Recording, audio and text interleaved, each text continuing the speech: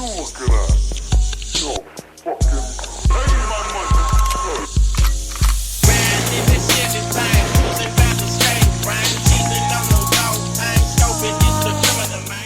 What is popping, party people? Today we're going to be taking a look at the letter D. D is for D's nuts. Ha, got him. This is a one lengthy video, so I hope you got your Sunday best on. Maybe order some DoorDash, sneak into the kids' Halloween candy, maybe sneak a can of Diet Coke from the wife because she has to get up early for work tomorrow and you're staying up watching this video. Alright, that's enough time wasted. This video is already long enough. Let's get right into it. Dikaja de Burras.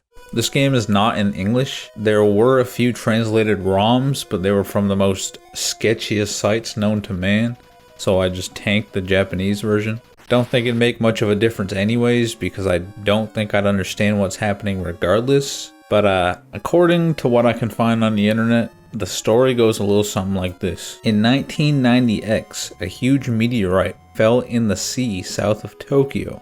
Then, 2 months later, breaking news! A giant egg was discovered on Kujuhichiri beach earlier today. Apparently, it was washed up by the supersized typhoon the other day.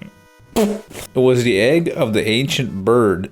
Bruh, it was the egg of the ancient bird beast. Yasagurus. And it is still alive. The government has decided to build a gigantic device at the foot of Mount Fuji and revive the ancient birds and beasts. Under a strict regime, an egg transfer operation using a trailer has begun. At that time, a meteorite that fell in the Southern Sea suddenly surfaced. Say that 10 times fast. The Southern Sea suddenly surfaced. Come on, dog. A giant monster Deburasa appears from inside. It headed for the city center as if chasing the egg. In this way, a fierce battle began between the defense forces that had started transportation and Deburasa. As far as I know, it's a turn-based strategy game.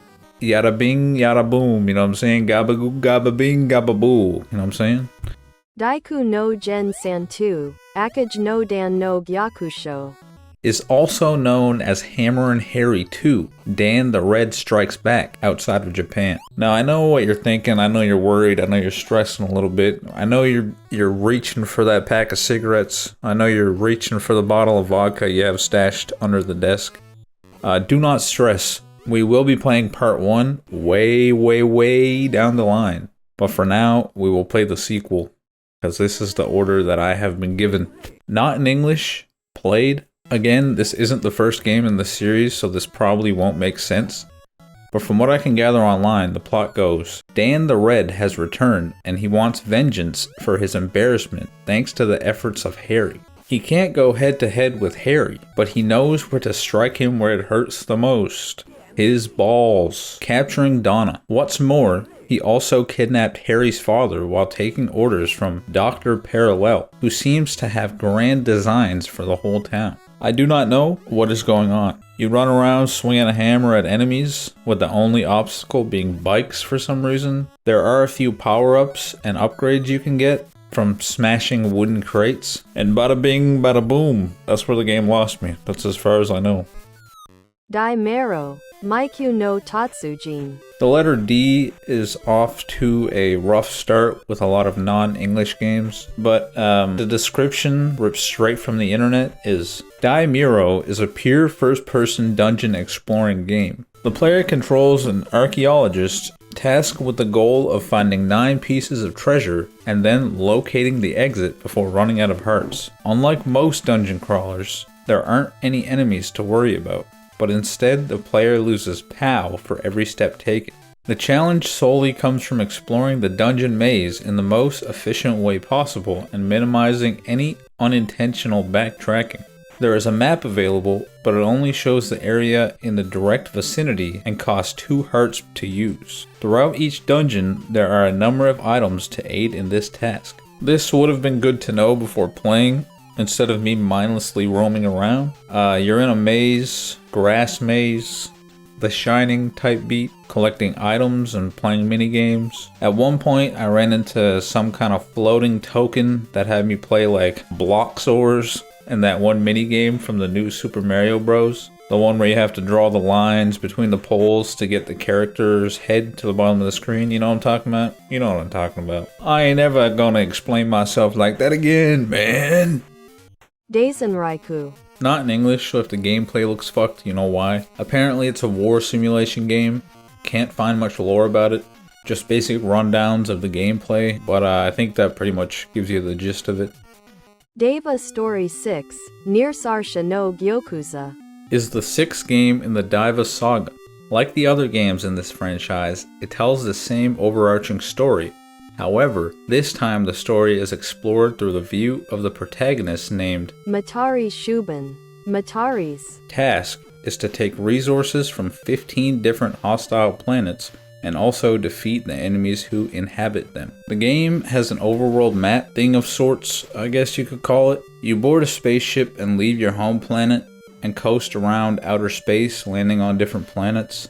There's also a mini-map in the top corner that shows you where the other planets are. Once you land on a planet, the level turns to side-scrolling, where you're this space dude transformer type thing, shooting enemies. I didn't complete a single one of these levels, but I did try out a few. There's also like a selection screen before you enter a level that I assume has something to do with your character's stats or weapons or something like that, but the game isn't in English, so I couldn't quite figure out what I was doing. It's almost like a garage, I guess. You can move around your space vehicles or something. Again, this is strictly speculation. I do not have a clue. Dance Aerobics. This game uses the NES Power Pad, so naturally I couldn't play it, but it's a dancing fitness rhythm game. Think like DDR, but a decade prior. Danny Sullivan's Indie Heat is a racing game. Not much else to say, pretty fun. Pretty fun, boy. Pretty fun, boy. Dark Lord. I played the Japanese version first, had zero clue what was going on, found a translated ROM, played again, and here we are. Long ago, the god of light, Alphas, defeated his corrupted subordinate, the evil god Ragmira, sealing him and the demi-humans beast like humans, oh brother, with cursed souls deep underground. To ensure lasting peace, King Ishtar established seals blessed by Alphas, with the fourth silver seal placed in Palance. These seals suppressed demi-human activity and kept the evil gods at bay. By the late 5th century, a bishop warns that Ragmira will soon break free and destroy Alphas. Alpha's final message urges his followers to hide his power and maintain the seal until light returns. Under Ishtar VI's rule in the 6th century, peace is shaken, silver vanishes, temple guards disappear, and blood-drained livestock appear. Signs of demi-human resurgence. The king, desperate, entrusts the mission to brave adventurers, and so your journey begins. This game is actually really cool, and I'm glad I didn't give up before tracking down the translated ROM. At the start, players create a party of 5 adventurers, choosing their class and gender. Only 3 characters can be active in the party at a time, with 2 in reserve. As characters level up, players assign points to attributes like strength, intelligence, and agility. The game progresses through a scenario-based system. The main town acts as a hub, offering shops, NPCs, and missions. Once a mission is accepted, the party is transported to a dungeon-like scenario to explore and battle monsters. Combat is turn-based, with characters and enemies moving on a grid and taking actions in turns. Dark Man. I'm gonna keep it $1.50 with you, Chief. I could not get past the first 10 seconds of this game. You can make fun of me all you want. It doesn't matter, okay? Just watch this gameplay. This is all you're getting. I admit defeat. I've met my match. Dr. Peyton Westlake, a brilliant scientist conducting research in his lab, had just developed a synthetic replacement for human skin. While testing his discovery, he was paid a surprise visit by a foul underworld figure known as Durant with some of his associates. They had come to search for an incriminating memo Westlake didn't even know he had. After ransacking Peyton's apartment and lab, Durant and his thugs did away with Peyton's assistant, shoved Peyton into a vat of burning chemicals and made the whole thing look like an accidental explosion. Thrown into the bay by the blast, Peyton miraculously survived. He ended up at a local hospital, identified only as a severely burnt transient. Certain nerves were surgically severed to prevent him from feeling the unbearable pain of his burns. But Peyton had another kind of pain. His life had been cruelly destroyed. With no more life and no more identity, not even a face, Peyton burst from the hospital to madly roam the streets and alleyways. An unknown and disfigured man, Dark Man. A side effect of the surgery that took away his physical pain, Dark Man found himself suffering from uncontrollable fits of emotional rage. Surges of adrenaline flowing unchecked through his body gave him almost superhuman strength. As the memories of what had happened to him began flooding back, Dark Man devised a plan to meticulously recreate his laboratory in an abandoned warehouse and reconstruct his own face from the artificial skin he had developed.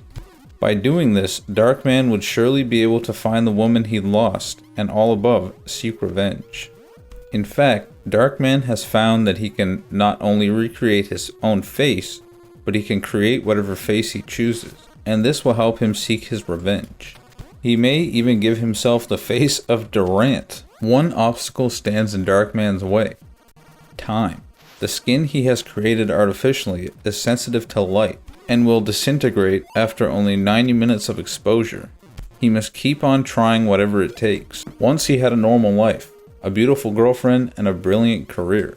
Then he was brutally attacked by merciless criminals. His face and body burned beyond recognition. Now Dark Man walks the night, searching for the woman he loves. A man who looks like a monster. He hopes to salvage his scorched flesh and have revenge on those who destroyed his life. Whole lot of yapping, whole lot of reiterating points that have already been made. The controls are clunky. You fall off literally every platform you come in contact with. And God forbid you actually make some sort of progress, then an enemy knocks you off the ledge or something, or something sneaks up on you. What's crazy is that this game had insane potential. They just absolutely botched the ever-living shit out of the controls. One day, I'm gonna beat this game, but that day is not today. Also, this game is based off a movie of the same name. I don't know if that is any kind of information that you want to know. I might actually watch this movie. I'm just curious. What the... Hold on, let's see. Never mind. The movie actually has somewhat decent reviews. But the game, I can't say the same. Fuck this game. Garbage. Bazongo. Darkwing Duck. A surge of mysterious crimes has struck St. Canard, prompting SHUSH, or Shush for short, to call upon the daring vigilante, Darkwing Duck, to bring the chaos under control. Evidence points to the nefarious organization FOWL, or FOWL for short, and their top agent Steelbeak as masterminds behind the turmoil. In a bid to spread mayhem across the city, they enlisted 6 of Darkwing's most formidable adversaries, each in different districts of St. Canard. To uncover Steelbeak's whereabouts and rescue the city from peril, Darkwing must defeat each villain one by one. Among the 6 villains are members of the notorious Fearsome Five: the Liquidator, Megavolt, Dr. Reginald Bushroot, and Quackerjack. Joining them are 2 additional foes: Professor Malarty and Wolf Duck, an original character that was created exclusively for this game. Batteries not included, assembly required. You know what I'm saying? It's a great platformer. What can I say? Not much is wrong. The first boss is annoying, but like, everything works, you know what I mean? Usually with games like these, there's always something finicky. Say for example, you can grapple platforms and things placed throughout the map, and for the most part, they work fine. If it were any other game, I can guarantee you'd miss a solid 40% of them. Honestly, 10 out of 10. Dash Galaxy in the Alien Asylum. You're Dash Galaxy, fearless space explorer. You've just landed 1,000 light years from home on an alien planet filled with strange creatures, deadly force fields, and dangerous pitfalls. Your mission? To make your way through the incredible maze of rocket rooms and elevator shafts and return safely to your ship. Using your amazing athletic ability, you must enter all the rooms on each level and successfully collect everything in each room. You've only got a limited supply of oxygen, so you've got to get all the objects and make a mad dash for the door before you run out of air. Watch out for those slime-sucking aliens, your mom. They'll take your breath away. It's time to show these freaks what an Earthling can do. Are you ready for the challenge? They don't call you Dash for nothing. You can jump and run better than anyone in the universe. Data East brings you arcade realism at home. You start this game with a top-down view of a dude. We're going to assume it's Dash Galaxy. And there's these doors that you can enter, but only after pushing blocks out of the way that are barricading it. Somewhat of a puzzle. Not really. Once you enter one of these doors, the level switches from top down to side scrolling, with the goal being to collect all of the items that are placed about the level and making it back to the exit before your oxygen runs out. They made that a little too clear in the manual, in the story section of the manual. Oh, Dash Galaxy, let's put them in a room and you gotta collect everything. Yeah, you gotta. There are also like trampolines that are placed throughout the level, which no big deal, right? But the more you jump on them, the higher you bounce. You can also action movie dive out of the enemy's way. You know what I'm saying? Rambo jumping around the fucking boulder or something. Bombs are used as weapons. I only used it once. Mostly, I just avoided the enemies instead. But the one time that I did just so happen to decide to take it upon myself to use a bomb, I fucking nuked myself. At first, I thought this game was gonna be poopy dookie. But after playing for a while, it wasn't so bad. Quite fun, actually. Daydreamin' Davy. School was never like this. Join Davy on a trip to and from his school, where history lessons come true and recess is just a break in the fun.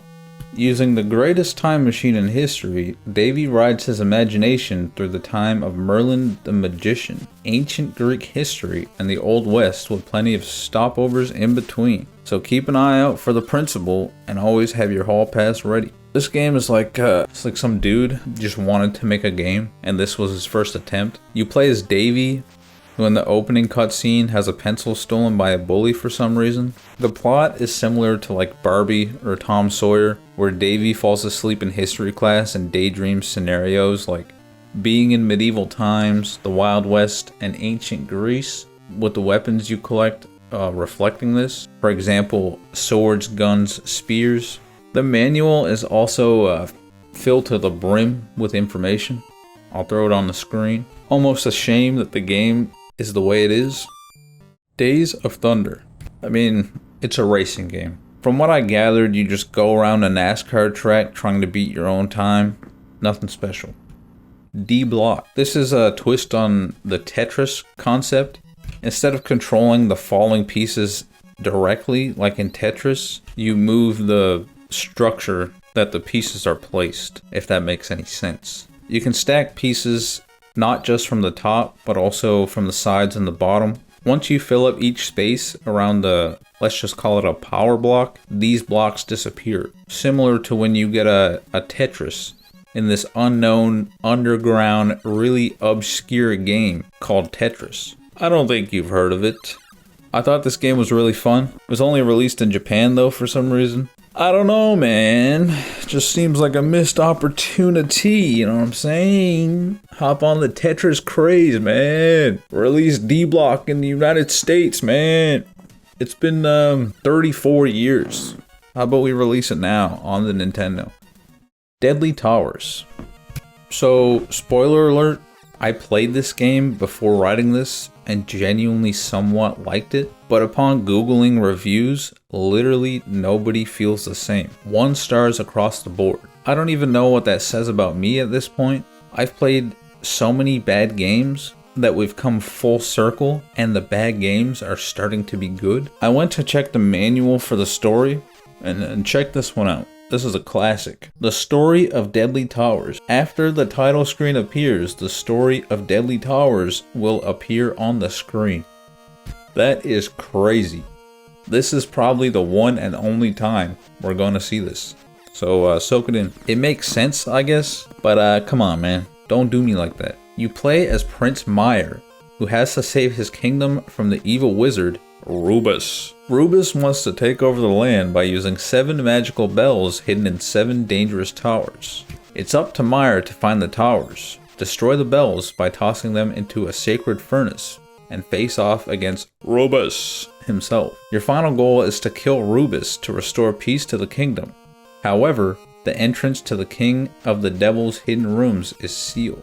In this game, when you shoot a projectile, which in this case is a dagger, you cannot shoot another until the last is either 1 off the screen or 2 comes in contact with an enemy. So I just corner any enemy I saw and spam attack. This game reminds me of like a DOS game, but apparently it was only released for Nintendo. Honestly, there's almost something charming about this one, despite all of the hate. Not to mention the manual is plugged with information, even if it doesn't tell you its plot.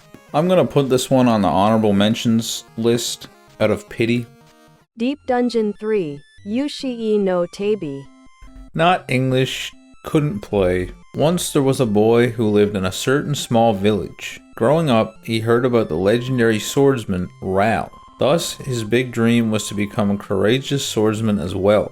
After growing into a stout young man, he started on a journey to reach the city of Diriju, which took him several days. Along the way, he decided to stop at the town of Hyuma to lodge for the night, although that had not been a part of his original plan. As soon as he stopped to rest, he fell into a deep sleep. That night, Diriju suffered from a sudden and severe storm.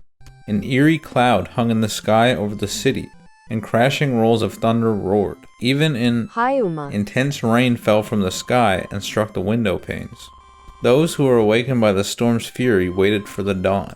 The next morning, the traveler was awoken by the noise of people outside his window. He looked outside to watch the events taking place. People seemed confused about changes that the storm had brung out. He looked outside to watch the events taking place. People seemed confused about changes that the storm had brung about.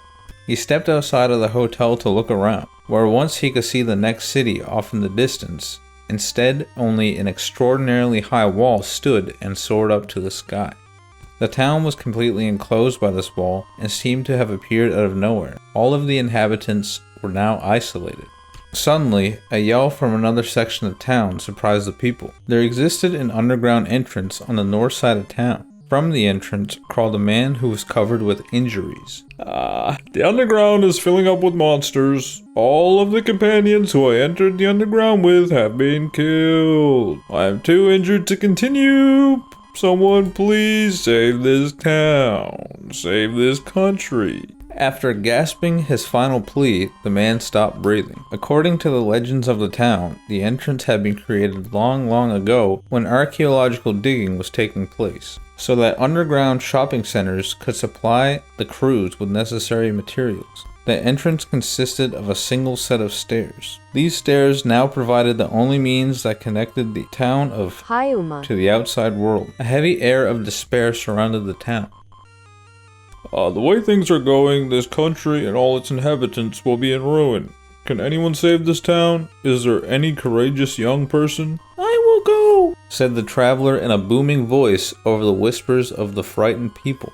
His voice lent a ray of light to the growing darkness, and so the story begins. This is an RPG. I wish I would have got the chance to play, because I'm learning as we go through this series that some of the best games on the NES are RPGs. There were translated ROMs, just not from any site that didn't seem like it would give my computer gonorrhea, so I just took the L and moved on. If you want to though, you could probably get your hands on a translated copy. Deep Dungeon IV, Kuro no Yojutsushi. This game revolves around a nameless hero seeking to avenge their father's death at the hands of the Black Sorcerer. The game features a world split into East and West countries, with the hero traveling through various towns and dungeons to confront the evil sorcerer. The game includes turn-based combat, a party system, and the ability to summon monsters. Even though I got my hands on a translated ROM, I still couldn't, for the life of me, figure out what was going on. My apologies. I totally could take a few hours to learn and actually make some decent progress. But what I do know though is that the music that plays when you enter a building, Defender 2.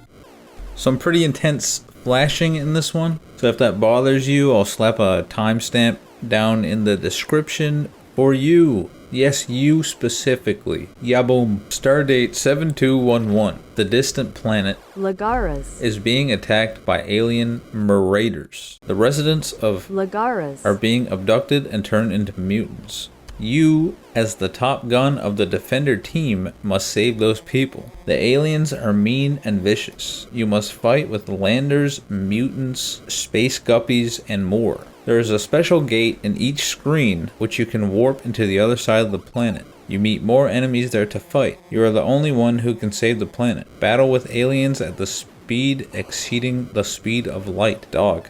Battle with aliens at the speed exceeding the speed of light in dark unknown space. Just another side-scrolling space shooter. There's tons of games like this. If you haven't played this one, you've surely played another. Defender of the Crown is a strategy game set in medieval England, where you play as a Saxon noble trying to take back land from Norman invaders and eventually become the ruler of England. England 1149 AD. Ripe with civil war, the once peaceful England countryside is tormented by trampling armies and thundering hooves, and its grassy knolls are stained red by fallen knights and serfs. The game's map screen displays the whole bloody territory and defines the boundaries of feudal lands. It also shows where castles and garrisons are located and who lays claim to each territory. In the upper left corner of the map screen, you'll see a table. From there, you will select your plan of action: tournament, conquest, go raiding, buy army, read map, and pass. When history and fantasy were one. It's a time of legends, a time for heroes, a time of bitter strife, when great men rise above their peers to perform great deeds. Your liege, the king, is dead, the throne vacant. Britain enters a season of destruction, a bitter winter that can end only when the last brave Saxon knight lies dead or the Norman castles lie in heaps of rubble, emptied of their foul oppressors who have enslaved your people. It's a time when foreign invaders shall learn the truth administered by the shining blades of Saxon swords. It's a time when heroes are made and damsels saved. How to crown yourself. 6 great lords vie for the English throne. Their castles dominate the island nation. In the south, there are 3 Norman castles. To the north, the Saxon fortresses. Your goal is to crush the 3 Norman castles, thus claiming the missing crown. To do so, you must accumulate wealth by conquering lands and raiding castles. With this stash of cash, you must build armies for further conquest and defense of the territories you've already claimed. The other Saxons are initially your allies, but remember, they want to be king of England as well. How to play. Strategy is as much a part of valor as strength and a sword. A great king has plenty of brains to back his boasting, because he knows that words can only lead soldiers into battle, while decisions lead them on to victory. After the opening screen appears, take command and advance the next screen by pressing the A button. In general, you may press the A button to change screens throughout the game. Good one, dog. That's an insane plot, dog. Come on, press A button, press B button. I would not have pieced that together myself. This is a computer game that was ported to the NES. Usually a lot is lost when you do this. This is most definitely an S-tier game on PC. I can just feel it in my bones, brother. From the little bit I played, I couldn't really grasp much. I'd keep trying to attack castles, but inevitably dying because the enemies are god tier for some reason. Defenders of Dynatron City. I was gonna read you the plot from the manual, or at the very least summarize it, but every copy I can find on the internet is beyond fucked. Tell me if you can decipher literally anything that is going on here. You are a group of repairmen who are superheroes now because of cola produced by evil Dr. Mayhem. Doctor wants to mutate all people, proposing to them his cola. But you want to prevent this plan, killing his robots and finally stopping the Doctor. I couldn't figure out much of anything that was going on here. You wander the streets and kill robots and occasionally enter buildings, but I couldn't figure out what the goal is supposed to be. Every time you leave your current area, a map would appear for like 2 seconds. From what I played, there was no other way to get this map to appear. From what I read online, the 4 heroes you get to play as when starting the game are Miss Megawatt, who can shoot energy blasts, Buzzsaw Girl, who has buzzsaws for hands that you can shoot as projectiles. I mainly played as her after I got a feel for the other heroes. Toolbox, who's a robot with tools for limbs and a hammer for a head, and Jet Headstrong I'll Take You On, who can launch his head like a missile. Apparently there are 2 more characters. I didn't play enough to encounter them, but judging by their names, I'm assuming they were sidekicks of sorts. These were Monkey Kid, who was a mix between a monkey and a human, and Radium Dog, a radioactive dog. This was also turned into a TV show, which I believe only lasted 1 episode, and it also had a 6-issue comic book series, both of which are easily found on the internet. I can't imagine you would want to, but if for some reason this strikes your silly, have fun. Deja Vu. Now this is an S tier game. This game takes place in Chicago in December of 1941. You take the role of Ace Harding, a retired boxer working as a private eye. Ace wakes up one morning in a bathroom stall, completely clueless about who he is. Turns out, he's in Joe's bar. A dead man is discovered in an office upstairs, and it looks like Ace is about to be framed for murder. Around the scene, there are hints about the dead man's identity and about Ace himself, like a strapped-down chair, strange vials, and a syringe. Ace even finds a needle mark on his arm, suggesting someone's interrogated and drugged him. Once he stumbles out of the bar, Ace has to deal with all kinds of trouble, including a mugger, an old enemy with a grudge, and the police. To figure out what's going on, Ace hunts for clues and addresses near the bar, hopping into taxis to check out places like his own office. As he investigates, he realizes there's a kidnapping involved and he was somehow a part of it, but his memory leaves him missing key details. Once he finally gets secure, Ace starts experiencing vivid flashbacks that slowly piece the mystery together, helping him sort through evidence and figure out what moves to make next. Apparently, in every version except for the one we're playing, you're on a time limit before your brain gives out, so you must find the antidote before that happens. We didn't have to deal with all that jazz though.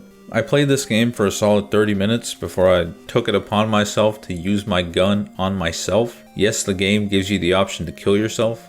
I will be adding this game to the list of best games we played this far. D seems to have a lot of non-English games, but also a lot of bangers.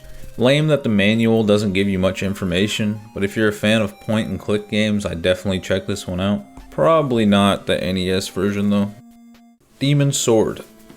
Welcome to an epic saga of good versus evil, where a dark fiend rules an ancient world with cruel, terrifying magic. The land cries for a champion to end eternal tyranny. From a small farming village in the high hills comes a noble fighter called Victor. He carries the battered and rusted hilt of an old sword. The fables tell of how this sword once defeated the dark fiend. Victor must find the missing blades and overcome the fiend's demon horde. This game is just randomized, I swear to God.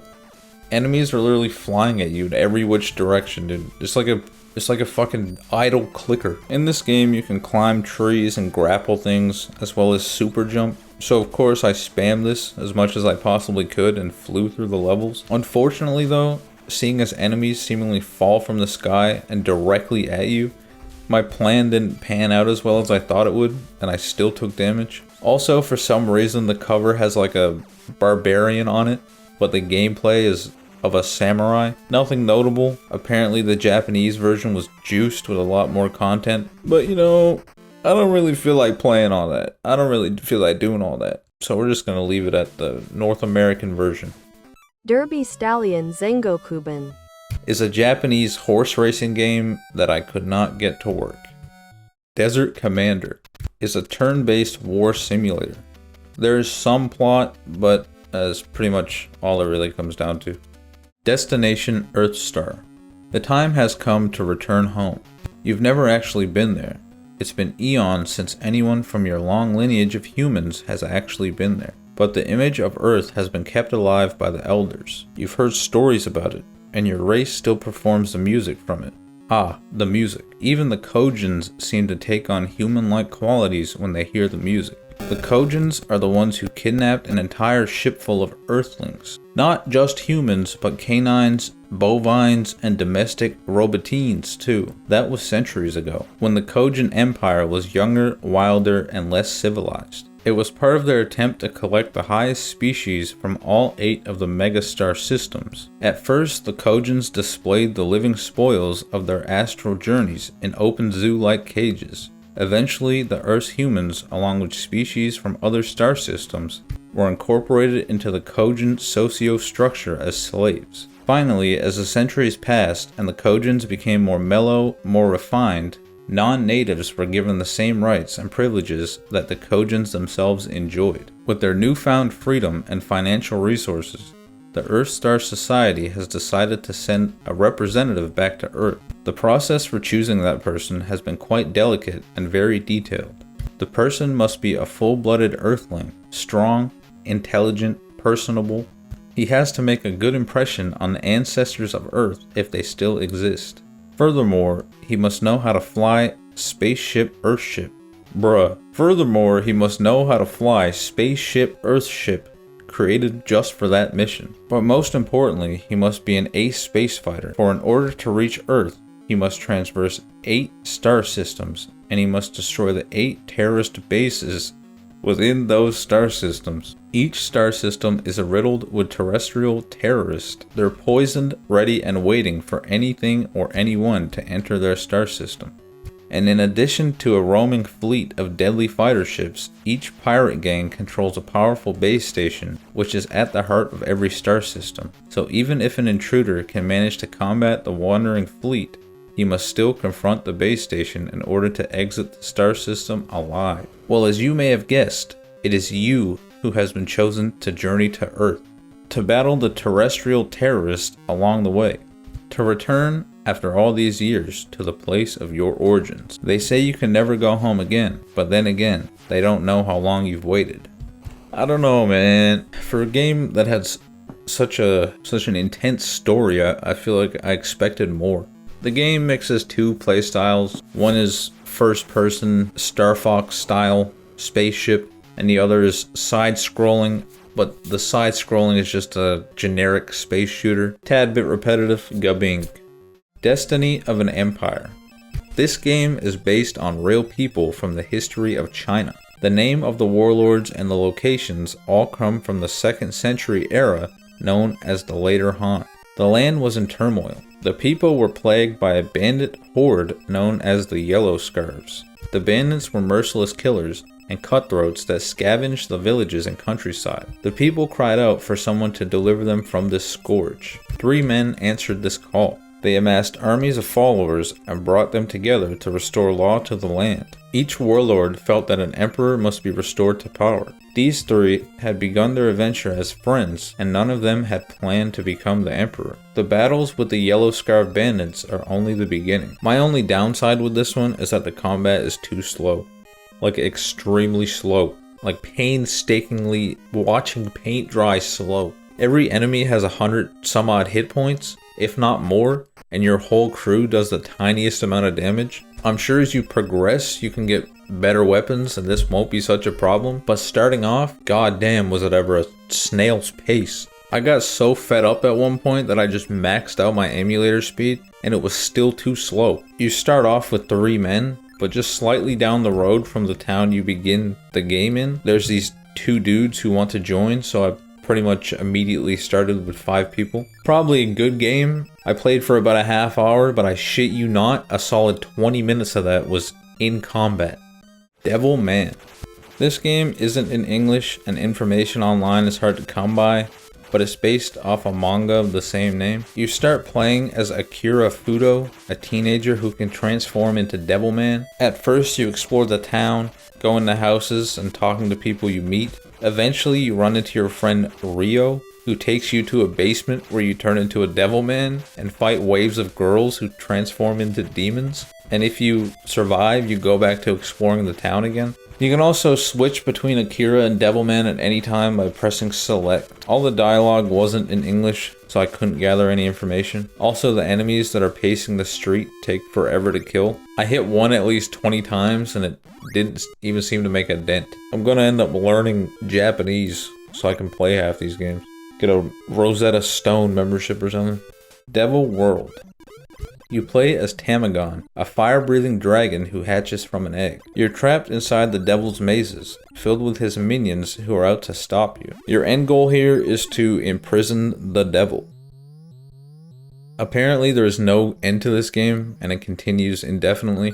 This game wasn't released in the United States because of the religious themes going on, which violated Nintendo of America's policy of prohibiting religious symbols. You run around picking up crosses. Once the cross is equipped, you can shoot projectiles at enemies who then turn into orbs that you can eat to gain points. In order to finish the stage, you must pick up a cross and pick up all the orbs on the screen, or some other task. For example, there's this one stage where you had to pick up 4 pieces of a Bible and return them to the center. The stage is also constantly moving, so if you come in contact with one of the barriers or get squished, you're donezo. Game over. Try again.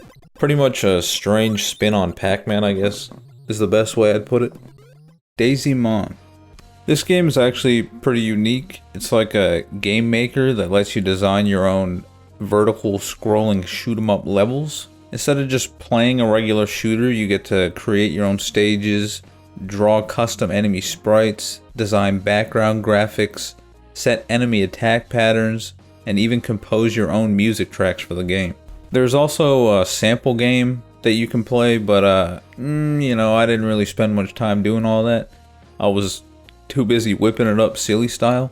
This game was also not in English, but I found a translated ROM.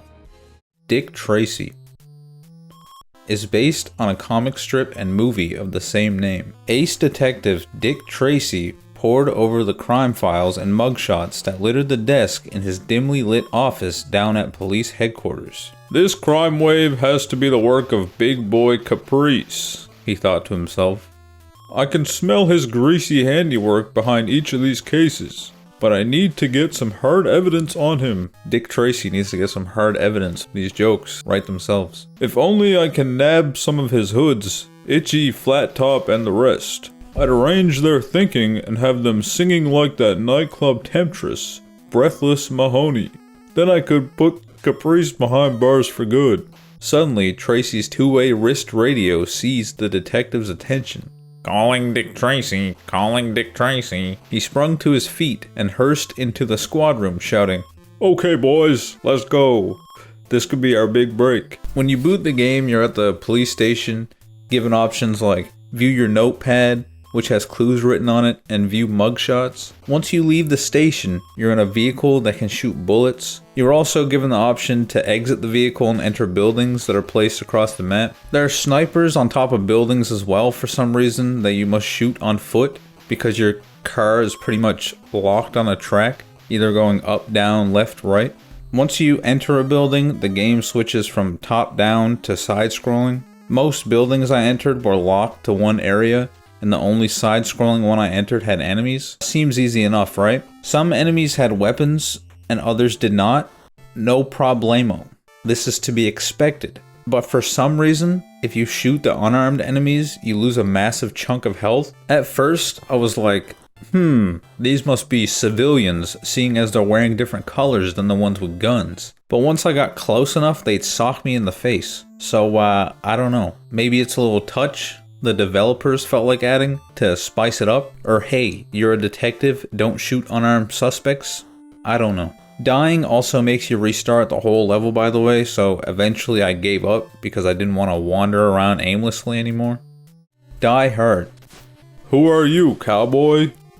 You are John McClane, a tough New York cop on a Christmas vacation visit to Los Angeles to see your wife, Holly. Soon after arriving in Los Angeles, you join your wife and her coworkers at the corporate Christmas party on the 13th floor of the new, partially completed Nakatomi building. During the party, the building is infiltrated by terrorists attempting to penetrate the building's safe and steal $640 million worth of bonds. Only you were able to escape through the labyrinth of unfinished floors and hallways. Barefoot and exhausted, you must find a way to stop the terrorist group and their leader, Hans, from blowing up the roof, killing the hostages, and getting away with Holly and the bonds. Along the way, you can contact Officer Al Powell of the LAPD, who will help you locate the enemies as they roam the building.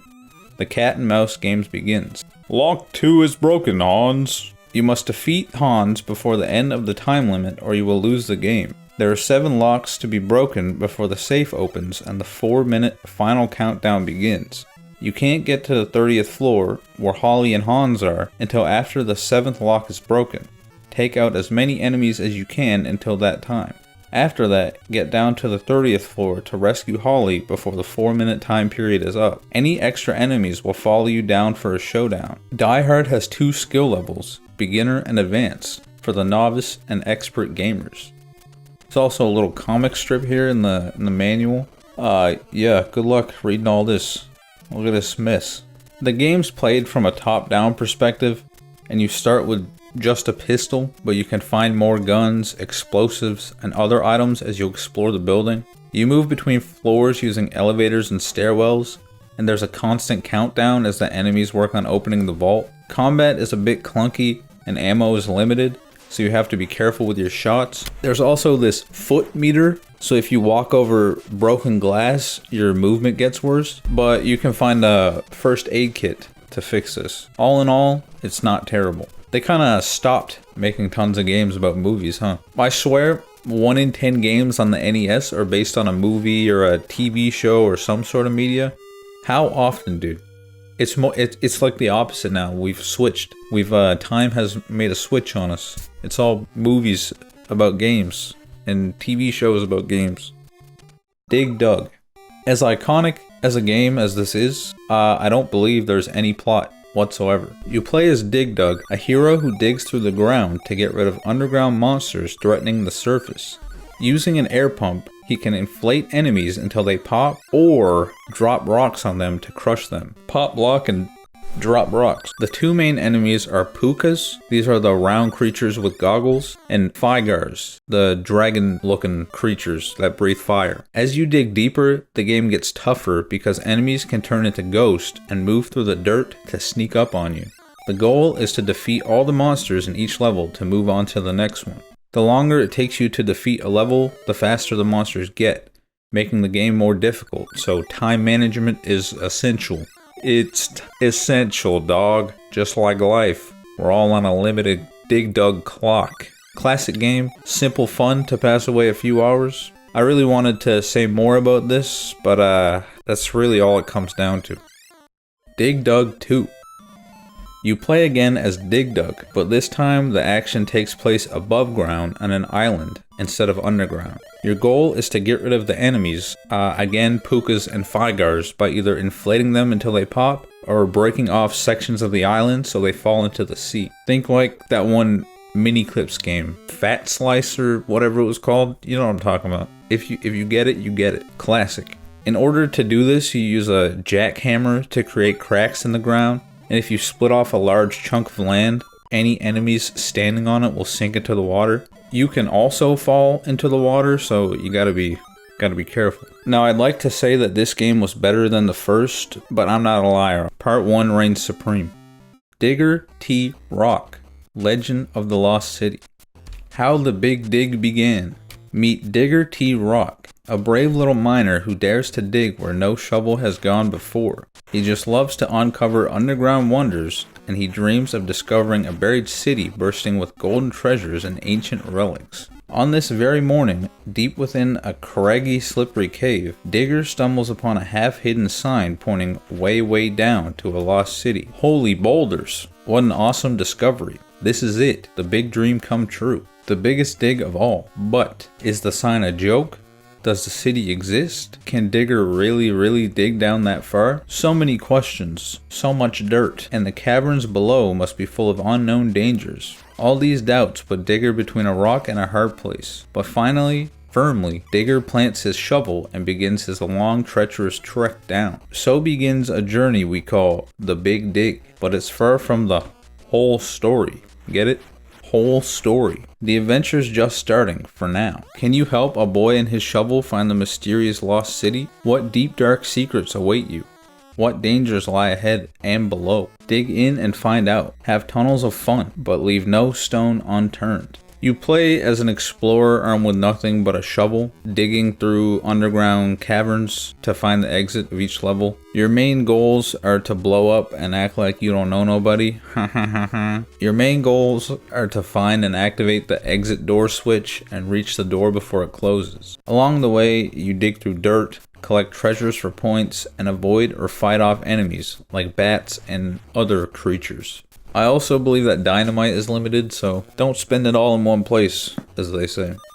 Digital Devil Story, Megami Tensei. This game isn't in English, so I couldn't play. I mean, I could play, but the chances of me understanding what is happening and for me to tell you what's going on would be very slim to none. This game is based on a series of horror novels by the Japanese author Aya Nishitani. A high school student and skillful computer programmer named Akemi Nakajima. created a software called Devil Summoning Program. At first, intended to use the software to gain revenge on a classmate who bullied him. However, things went out of control, and the malicious demon Loki was unleashed into the world. Soon, a demonic invasion of the Earth began. Aided by the lovely Yumiko Shirasagi. a transfer student who seems to be interested in him, Nakajima. decides to undo his wrongs and defeat the demons. In order to do that, the young couple will need to learn how to use the program for good purposes and uncover the truth about their own previous incarnations.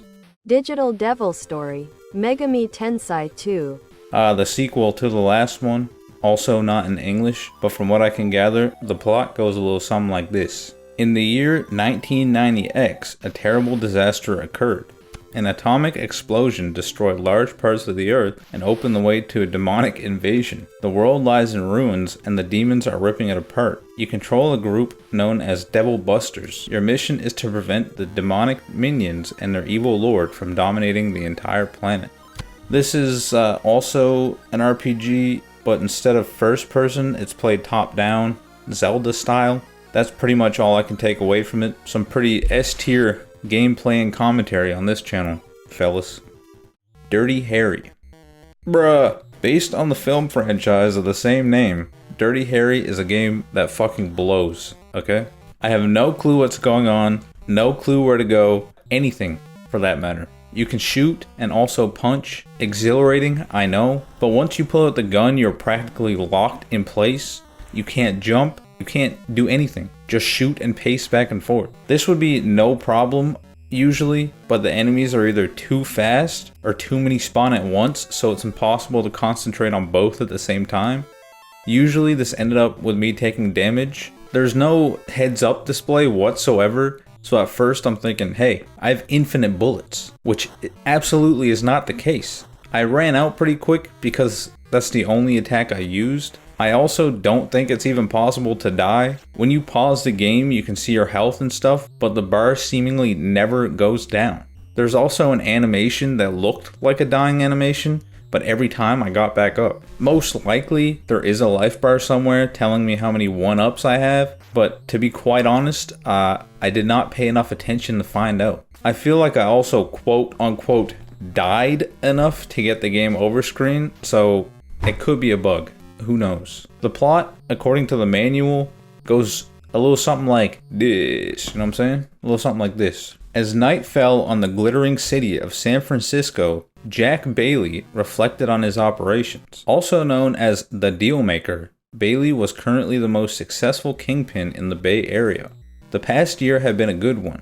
He had plenty of merchandise, his distribution network was solid, and the cops were too understaffed to put a dent in his business. Things were plenty good as they were. There was no way he was going to play by the rules of that newcomer, Anaconda, from Calo Columbia, surely this is a typo, correct? Who had approached him earlier the week about forming an alliance. Everybody knew that the Dealmaker was the one who set the rules in this city.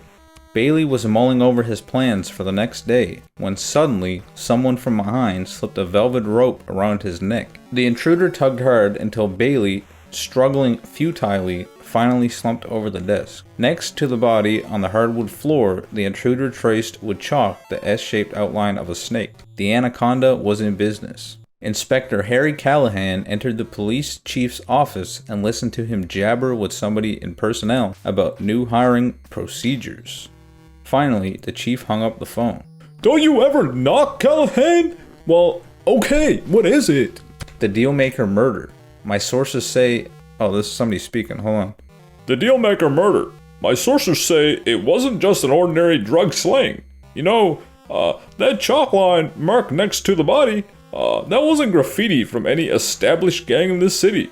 It was a picture of a snake. Get it?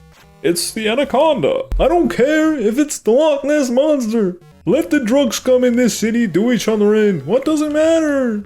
We don't have time to deal with this. Look, Chief. The anaconda's not just another drug dealer. He's got the worst reputation in Colombia. And now he's setting up shop here. He's got all the major drug gangs in the city behind him, and he's eliminating anyone who goes up against him. I'm telling you, Chief, this guy's trouble. And I'm telling you, Callahan, I want you off this case. You make too much of a mess of things. I'll handle this my own way. And anyway, you got a bunch of reporters waiting for interviews with you, and you know how much we need some good PR. Marvelous. Well, tell me, what do I do if the anaconda or his men just happen to cross my path?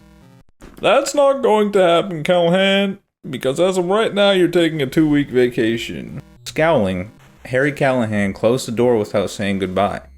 Outside and in his car, though, he allowed himself a bit of a Dirty Harry smile. Like that, the Debbie Ryan smile from the Disney Channel. That's what he did in the car. There was no doubt about it. He and the anaconda were sure to meet soon. Go ahead, punk, he said softly. Make my day. The game. The Colombian drug kingpin known as the Anaconda has recruited all of San Francisco's drug gangs to help him to establish and maintain a drug distribution center. As Dirty Harry Callahan, your mission is to defeat the gangs, destroy secret weapons and drug stashes, and locate and capture the Anaconda before he escapes. My Anaconda don't want none of this. The manual seems to have some decent information as well, so I can't really shit on the game too much. It doesn't go above and beyond, but it also doesn't do the bare minimum. Dokuganryu Masamune. Not in English, no clue what's going on, but from what I can gather online, this is a strategy game where you play as Date Masamune trying to unite 11 regions of Japan through battles, strategy, and minigames. What does this mean, you may ask yourself? I don't know. Yeah, I don't think anybody does really. Don Doko Don. You or you and a friend take control of 2 bearded dwarves named Bob and Jim, who are armed with hammers that you need to use to squish enemies and throw them before they recover. Upon doing so, they drop a fruit of some kind that you can collect in order to gain points. If you throw a squished enemy at another enemy, they also die, leaving you open to massive kill streaks. Son, you know what I'm saying? Massive kill streaks up in here, son.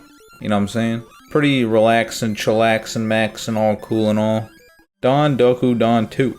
According to the opening cutscene, the prince of the land is going to marry the princess until a mysterious crow comes and turns the prince into a frog with a strange potion. The princess faints from horrible shock. The news gets out to all the land, and a witch summons the bearded dwarves to receive the ingredients of the antidote, and turn the prince back to normal so they may continue the royal wedding.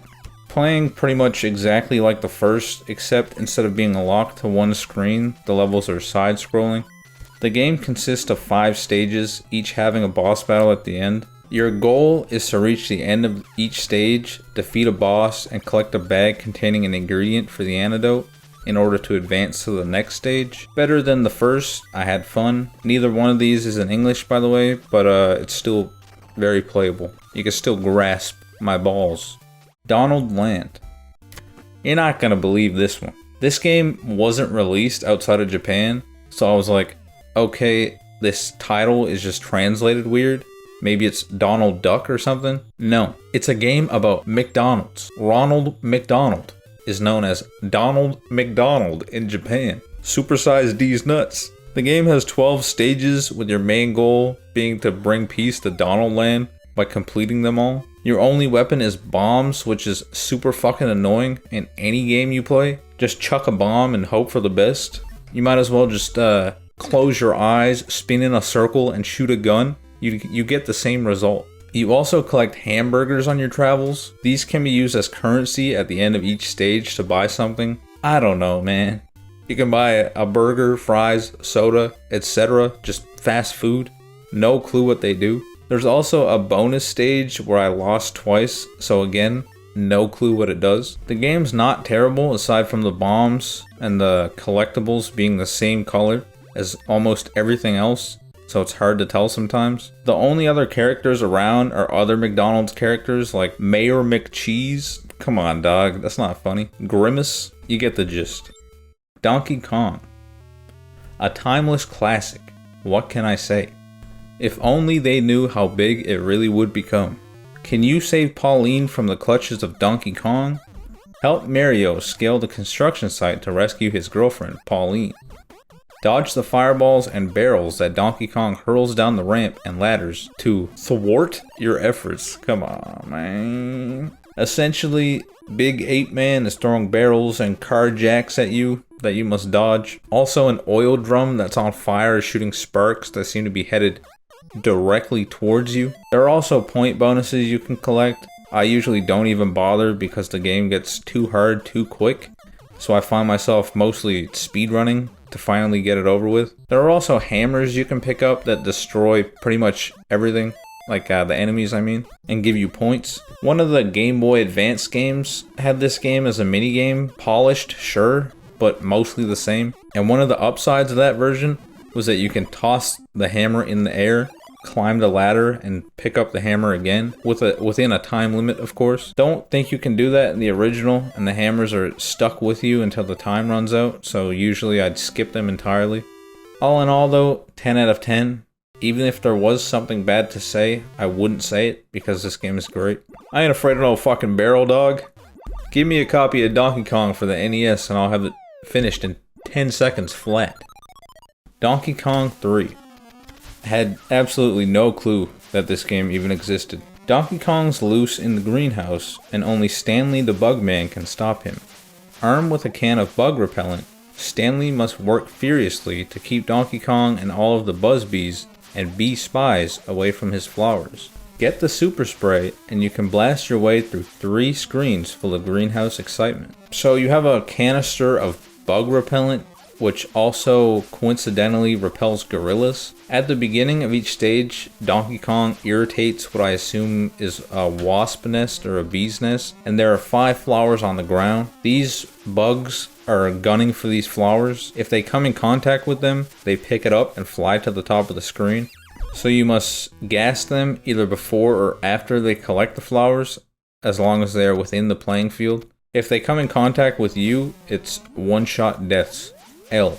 Once you start gassing Donkey Kong, he climbs up 2 vines and drops a canister of Super Giga Insect Repellent, which reaches farther and is stronger. Work it harder, make it better, do it faster, makes us stronger.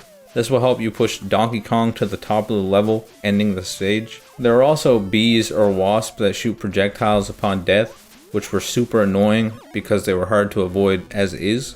At some point, I got fed up and sped through these levels like no tomorrow, baby. Fuck the bugs, hyper focus on Donkey Kong, and kaboom. Easy peasy. Pretty good. Doesn't beat the classic, but still pretty good. If Donkey Kong, I can't even read this, man. If Donkey Kong knew sign language, he'd say, "Damn, you good at Donkey Kong 3. You should be in the big leagues." And I agree. Donkey Kong Jr. We're just going to ignore the fact that I died to the same shit like 5 times in a row. Didn't happen. Ready up. Donkey Kong Jr. is on a mission to rescue Donkey Kong from Mario's cage. Jump from vine to vine, collecting bonus fruits and avoiding lethal snap jaws. Then move on to tougher stages. Jump platforms, dodge sparks of electricity, and watch out for those birds. Use your skills to get the key that will set your papa free. That's kind of heartwarming. Use your skills to get the key that will set your papa free. Not gonna lie, this is totally me. When my father is in prison and I need to get my hands on some dynamite to blow the wall out of said prison to save him. The roles have been switched. They're really milking this for all it's worth, huh? Instead of platforms, you're climbing vines, while avoiding birds, little crocodile-looking things, and sparks, all in an attempt to reach the top of the stage, collect the key, and free your father. Donkey Kong Jr. wouldn't appear in another game for 12 years as he was serving time in the State Mushroom Kingdom Penitentiary. Donkey Kong Jr. Math. If I recall correctly, I started this series to play games and have fun. Donkey Kong is at the top of the screen holding a number. There are numbers placed on vines as well as math symbols placed on the ground. For example, add, subtract, multiply, divide. You get it. Your goal is to collect a number plus a math symbol, plus another number to equal whatever number Donkey Kong is displaying. Not proud to admit that I struggled. What I am proud to admit though is that I did not have fun. Math game equals lame. I don't care what age you are. This is like, hey mom, can you get me a Nintendo for Christmas? And she's like, I don't know, man. Well, I don't know. Video games are for degenerates. And then on daytime television, there's a talk show, and the host is all like, oh well, video games aren't as terrible as you think. Check out this arithmetic game for your eager-to-learn offspring. And then you wake up Christmas morning with Donkey Kong Jr. Math instead of Donkey Kong 1, 3, or Junior, or God forbid 2 for the Game & Watch. That's a goose egg from me, brother. 0 out of 10. Put that in your pipe and smoke it. Door. Your goal is to open doors, lead an enemy to that door, and then close it behind them, like those Scooby-Doo hallway cartoons. That's pretty much all it comes down to. Every so often, a fruit will spawn, which you can collect for a point bonus. There's also a green thumbtack that is just barely visible on the ground sometimes that insta-kills you. Thought it was some kind of pickup or something the first time I saw it and threw away a perfectly good run because of it. Doraemon is based on Fujiku F. Fujio's manga series of the same name. Doraemon must travel through 3 different chapters in order to save Nobita and his friends, who have all been kidnapped. The first chapter is an action game that takes place in a level that scrolls continuously in 4 directions. The second chapter is a shooter game that scrolls through the enemy den automatically in both horizontal and vertical directions. The third chapter is an aquatic adventure game where each screen scrolls over to the next. Each world must be completed by defeating a boss at the end. This game also sold 1,150,000 copies, so this must be a pretty big deal over in Japan, because I've never heard of it. Doraemon, Giga Zombie no Gyakushu. Giga Zombie, dude, I can't even say it with a straight face. Giga Zombie, a criminal who had previously tried to change the past history via the time machine, has escaped from the time patrols and plans to do the very same plan once again. This time, he revives the villains who were previously defeated by Doraemon and his friends, and plans to conquer the world. Hearing this, Doraemon and his friends set off to the timeline where Giga Zombie is via the time machine to stop him, only for them to get caught by a space-time vortex that Giga Zombie casted, and only Doraemon was able to get out of it, while the others were pulled into the vortex. Not only that, Doraemon has also lost all of his gadgets from his 3D pocket, as they were scattered around the space-time continuum. Doraemon was able to return to the town by luck, landing in the house of the hero. After hearing what happened from Doraemon, the hero agrees to help Doraemon to get his friends and his gadgets back, as well as to defeat Giga Zombie. Couldn't make it past the first little town I was in because all the dialogue wasn't in English. Double Dare is based on the Nickelodeon game show of the same name. There are 2 rounds of trivia, each with 10 questions, followed by the big obstacle course. I'm not gonna explain that any further. It's just Double Dare. It's like game show, like stereotypical game show formula. If you beat the course, you win prizes like a BMX, a TV, an NES console, and if you finish the final obstacle, an exotic vacation. Auga. Double Dragon. Double Dragon is the story of Billy and Jimmy Lee, twin brothers who learn to fight on the cold, tough streets of the city. Their expert knowledge of the martial arts, combined with their street smarts, has made them both formidable fighting machines. But now Billy is faced with his greatest challenge. His girlfriend, Marion, has been kidnapped by the Black Warriors, the savage street gang of the mysterious Shadow Boss. Using whatever weapons come to hand, knives, whips, bats, rocks, oil drums, even dynamite, Billy must pursue the gang through the slums, factories, and wooded outskirts of the city to reach the hideout for his final confrontation with the Shadow Boss, his brother, Jimmy. A classic, no doubt. This is another one of those games that I wish I had more to talk about, but it's a banger. S tier. What can I say? Double Dragon 2, The Revenge. This time, they've gone too far. Nuclear war has ravaged the city, and a gang of ruthless criminals, the Black Shadow Warriors, are trying to take over. They're danger with a capital D. thugs and muggers, tough street chicks, greasers and hoods, high jumpers and karate choppers, plus burly bosses, gruesome giants, and freaky androbots. First, they hit the universally famous Double Dragon Dojo, the home of the Double Dragon Warriors. Martial arts students there were in constant training, building their strength, developing invincible moves, honing their skills, but they weren't powerful enough or fast enough, because somehow the Black Shadow Warriors managed to overcome every one of the men in training. And then they committed the ultimate crime. They gunned down your girl, Marion. Only you and your brother are left. Left to take on the entire army of Black Shadow Warriors. Left to push them out of the city. To follow them back to the dangerous source of their operation. Back to where their leader is. Back to where you can avenge the loss of Marion. You'll have to use every Double Dragon martial arts move you've mastered. The punches and kicks. The elbow smashes and jump kicks. The hair pulls and hair throws. Even the incredible spinning cyclone and hyper uppercut. The more you fight, the better you get, which is a good thing.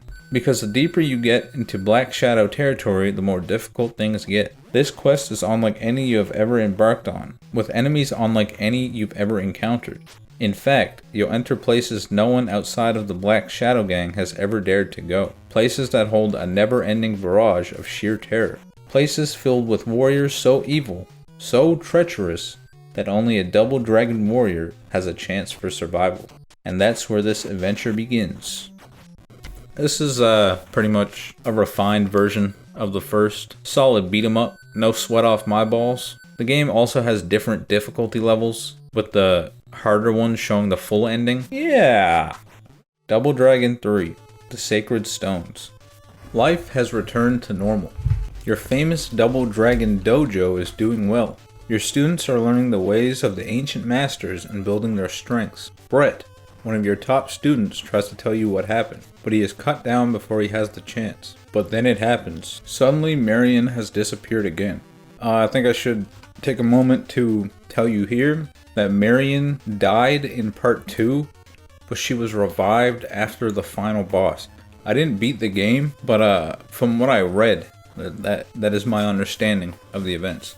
And you know that it can't be the Black Shadow Warriors, so who is behind it this time? You meet Haruko, a soothsayer and a friend. She explains that the only way to get Marion back is to produce as ransom the 3 sacred stones. Your journey will take you to the end of the world. Haruko promises to lead you to them, but they are scattered from one end of the world to the other, and each is heavily guarded. As you travel the globe, you'll fend off ninpu masters, ninja warriors, and hordes of others. You'll use your incredible cyclone spin kick and your newest achievement, the mid-air somersault. Follow Haruko to Marion and discover the truth behind the sacred stones. I'm not sure what happened here. It almost feels like a downgrade from Double Dragon 2 with the difficulty meter cranked to the max. At the very beginning of the game, 2 dudes spawn in, and I made the grave mistake of letting them corner me.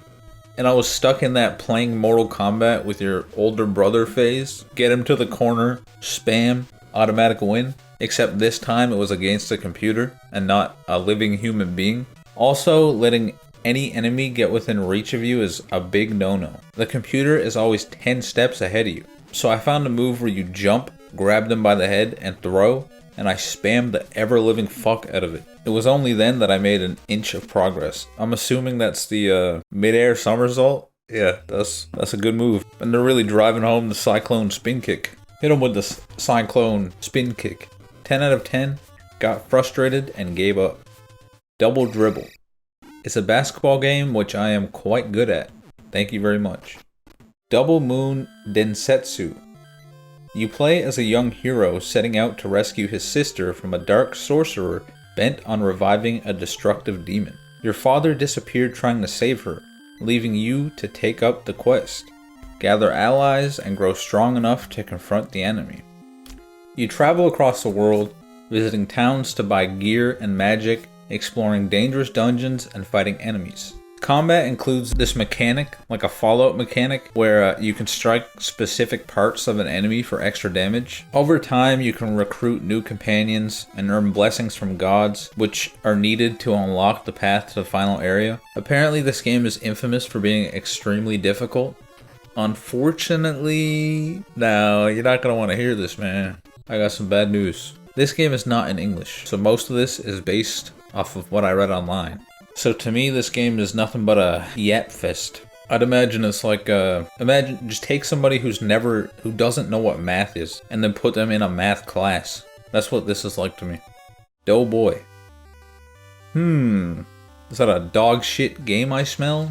Why yes, I think it is. The game was only released in Japan, so the manual would do us no good. The goal of the game is to break a prisoner out of a guarded camp. You can be killed by enemy gunfire, tanks, landmines, or drowning in water. To fight back, you have a machine gun and limited dynamite. The game also has a Game A and Game B option, with B being considerably more difficult because a missile is constantly being shot at you. I couldn't even find out how to avoid it. All this constant dying is giving me a headache.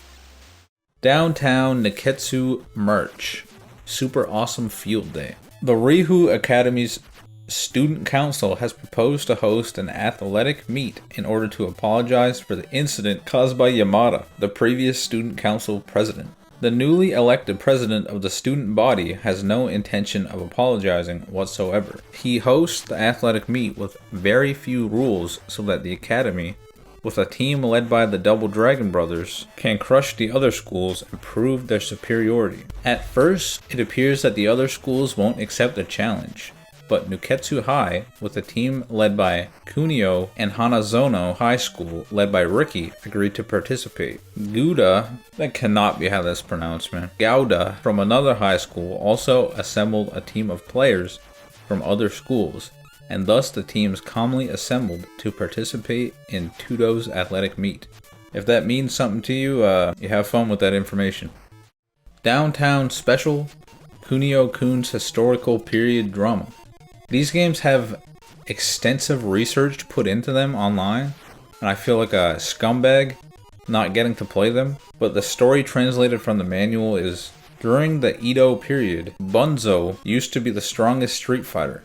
However, ever since the Torazo family began engaging in evil deeds, he has lost his power and even found himself bedridden with disease. While the Torazo family continued their wicked ways, a vagabond named Kunimasa entered the scene. He had come to repay the good turn he owed to Bunzo for his earlier kindness, but when Kunimasa arrived, he was instead met by Bunzo's only daughter, Akoto, and her stuck-up fiancé. What's more, a mysterious duo suddenly appeared out of nowhere and kidnapped Okado.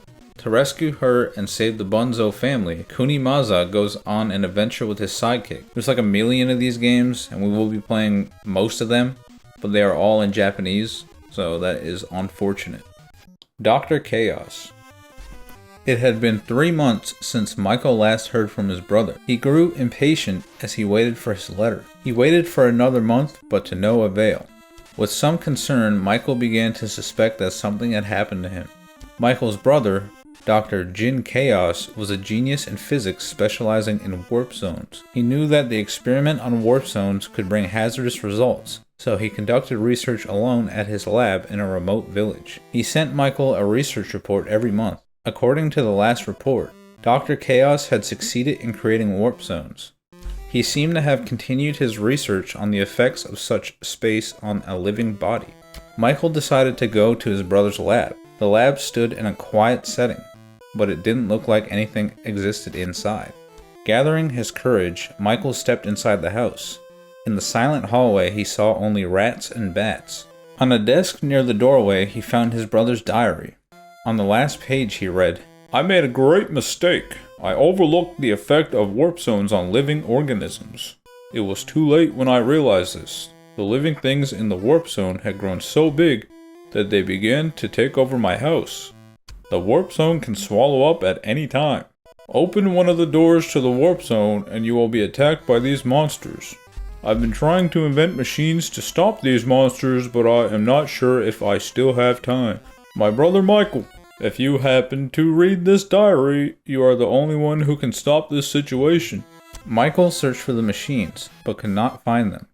The monsters coming out of the warp zones must have grabbed them away. He had to do something about this before someone fell victim to the monsters. With a knife in his hand, Michael kicked open the door. You play as a fella known as Michael Chaos. You begin the game with a knife, but as you transverse the house, you can pick up more weapons like a pistol, machine gun, grenades, a restored laser, and vitamins. The restored laser is separated into 10 parts that you need to collect in order to kill the ultimate monster, Can Baron. Enemies seemingly have an infinite respawn rate, which is super annoying. Literally lost so much health to something that could have easily been fixed if the enemies didn't spawn in every 2 seconds. The game is mostly side-scrolling, but once you enter a room it becomes point and click. So there's this panel on the right side of the screen with the usual take, open, blah blah blah. But in order to switch between these options, has to be top 10 most annoying things I have ever encountered. Think it's pressing select? No. Pause maybe? No. Possibly start and select together?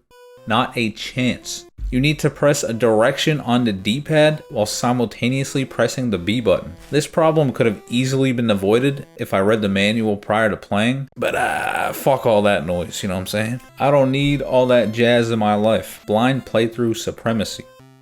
Dr. Jekyll and Mr. Hyde. Flash warning, this game has some flashing, so I'll put another timestamp in the description for you to just skip this entirely. Okay, I knew it was bad, but not this bad.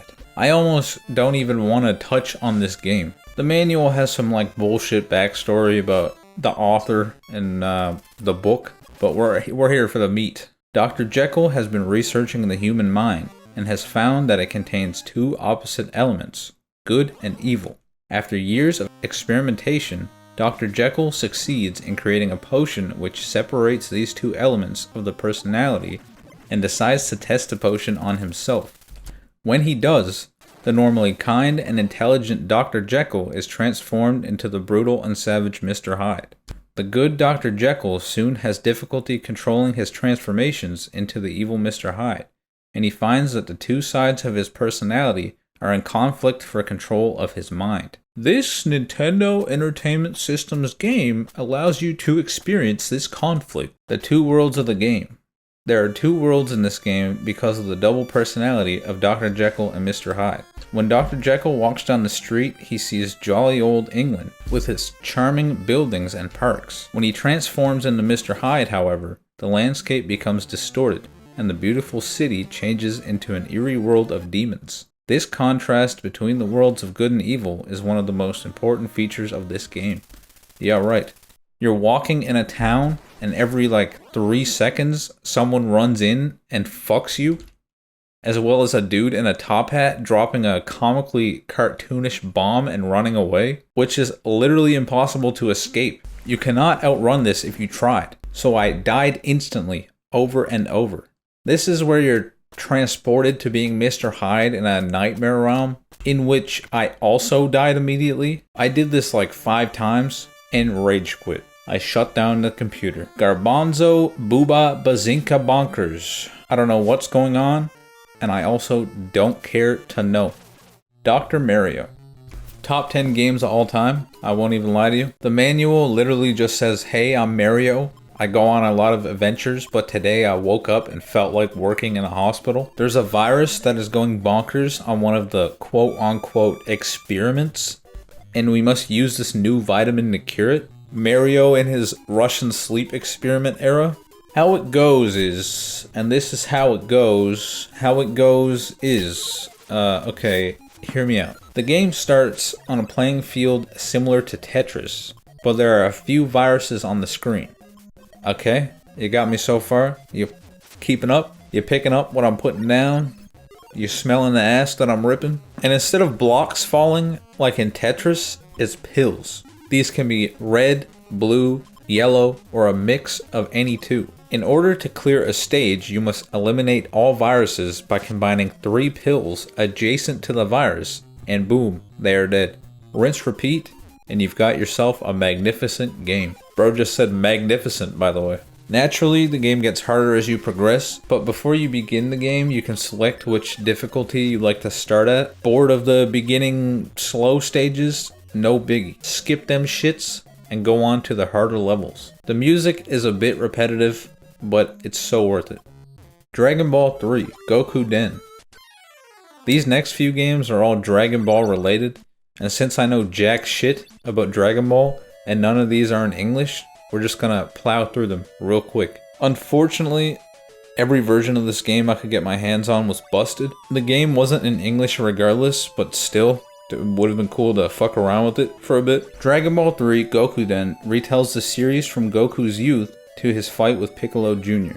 There's a few changes along the way, but that's the gist. Dragon Ball Daimao Fukatsu retells the King Piccolo saga with a bunch of changes. Dragon Ball Z Gekito Tenkaichi Budokai. Now this you might remember if you've been following this series. So way back we played a game called Barcode World or something along those lines that needed the detach joint ROM system in order to scan barcodes off of special trading cards in order to load characters and items into the game. Yeah, it's this, but for Dragon Ball. This was the first game to use the detach joint ROM system. There is no built-in roster. Every fighter must be swiped in with a card. The game includes at least 28 characters with their transformations and multiple card variations for each, giving them different stats, attributes, and one unique special move apiece. Still a cool idea, similar to that 3DS thing they had where you'd hover your camera over the cards that came with it. You know what I'm saying, little fella? Okay, next up, Dragon Ball Z Kyoshu Saiyajin covers the Saiyan saga through the first fight with Great Ape Vegeta. There's also Dragon Ball Z Saiyajin Zetsumetsu Kikaku Dragon Ball Z 2 Gakishin Frieza and Dragon Ball Z 3. Resen Jinzoningen. These are all the first Dragon Ball games with an original story. I'll probably throw something on the screen here to break it down for you, but I didn't get to play any of these, and yubbink. Hope that was worth your time in any way, shape, or form. Dragon Buster. You play as a boy named Clovis who fights monsters and collects treasures. It's a classic dungeon crawler. The NES version is different from the other versions because there's double the number of items, new enemies, and a diary for continuing progress. Despite picking up a bunch of items, I never seemed to figure out what they were for. The gameplay is also super repetitive. It's also hard to fully drain your health bar despite eating a fuck ton of damage. So at some point I just zoned out and just, I was in space, man. I was daydreaming. With that being said, screen caps of other versions of this game look half decent, so if you're wanting to give this a try, maybe you steer away from the NES version. Dragon Buster 2. Yami no Fuin. Long before the first game's events, dragons and demons ravaged the land. A legend tells of the Sword of Truth, guarded by the mightiest dragon that could bring peace once more. Carl, a skilled young archer, takes up the challenge, traveling across 6 provinces to slay the great beast. You use a bow that fires ricocheting arrows that can whip around the corners, but it can also hit you if you're not careful. Ammo is limited, so you gotta pick up arrows on your journeys. Monsters occasionally drop power-ups like flame arrows, shields, fairies, or even doors. Instead of having a health bar like most games, in this game you're wearing a tunic that fades from blue to red as you get weaker. There's also special areas where you can find axes, hammers, and ladders, things like that. I feel like this game had insane potential. There is no soundtrack besides the overworld, only the annoying sound of footsteps. The overworld shows trees, caves, castles. These are levels. Gabish? The levels are sectioned off and surrounded by darkness that once you enter remains discovered, we'll say. This is fine, but it almost gives no time to react to enemies that spawn in. Usually they make a little sound when they're near, but every so often they don't. The levels from what I played are also pretty empty. Walk a while, enemy, walk a while, enemy, very repetitive. It's also super easy to get lost, which I get it, that's the point. But every room looks the exact same, so half the time I spent playing was wandering around. Definitely better than the first part, but not quite it. Dragon Fighter. Eons before, when the elders were still children, the fabled land of Valjing was home to a cheerful and trusting race. The Bling people were generous and looked after each other throughout their lives. Everyone prospered, and hunger and homelessness were unknown. The great dragon spirit that protected and nurtured this land was so pleased with this enlightened attitude that it presented them with a splendid dragon statue for their town square. The word of the wondrous statue and rumors of its magical properties spread to other kingdoms, and its fame soon established it as the very symbol of Baljing. Now to the north of Baljing, high atop Mount Jia, there lived an envious and malicious warlock named Zabong. And it came to pass that Zabong was jealous of the thriving community, since he governed only the monsters and worthless wretches who inhabited Mount Jia and its surrounding area. Nothing but evil reigned in Zabong's domain. Spurred on by his jealous hatred and malevolent passion, Zabong and his monstrous armies attacked Baljing and set the city ablaze. Many lives were lost, and the land was left in ruin. All hope was gone, and despair settled upon the inhabitants of Baljing.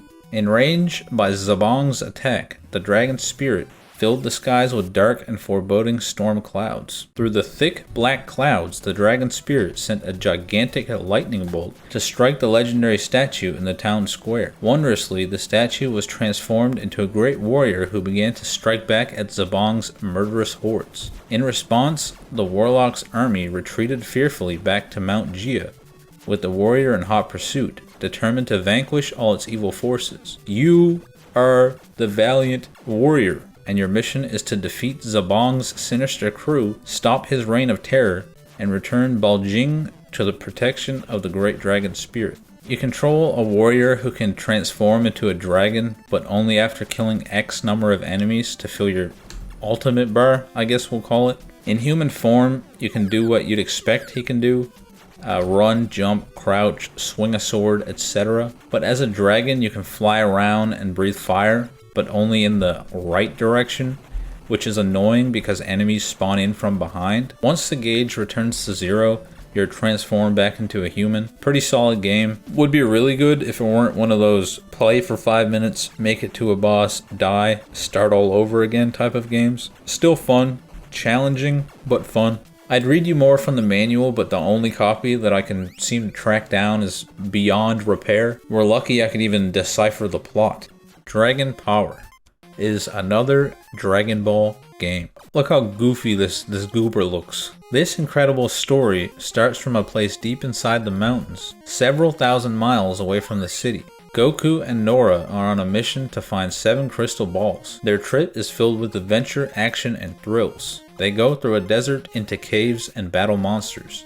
But with the 7 crystal balls in their possession, one wish they want will be granted to them by the Dragon Emperor.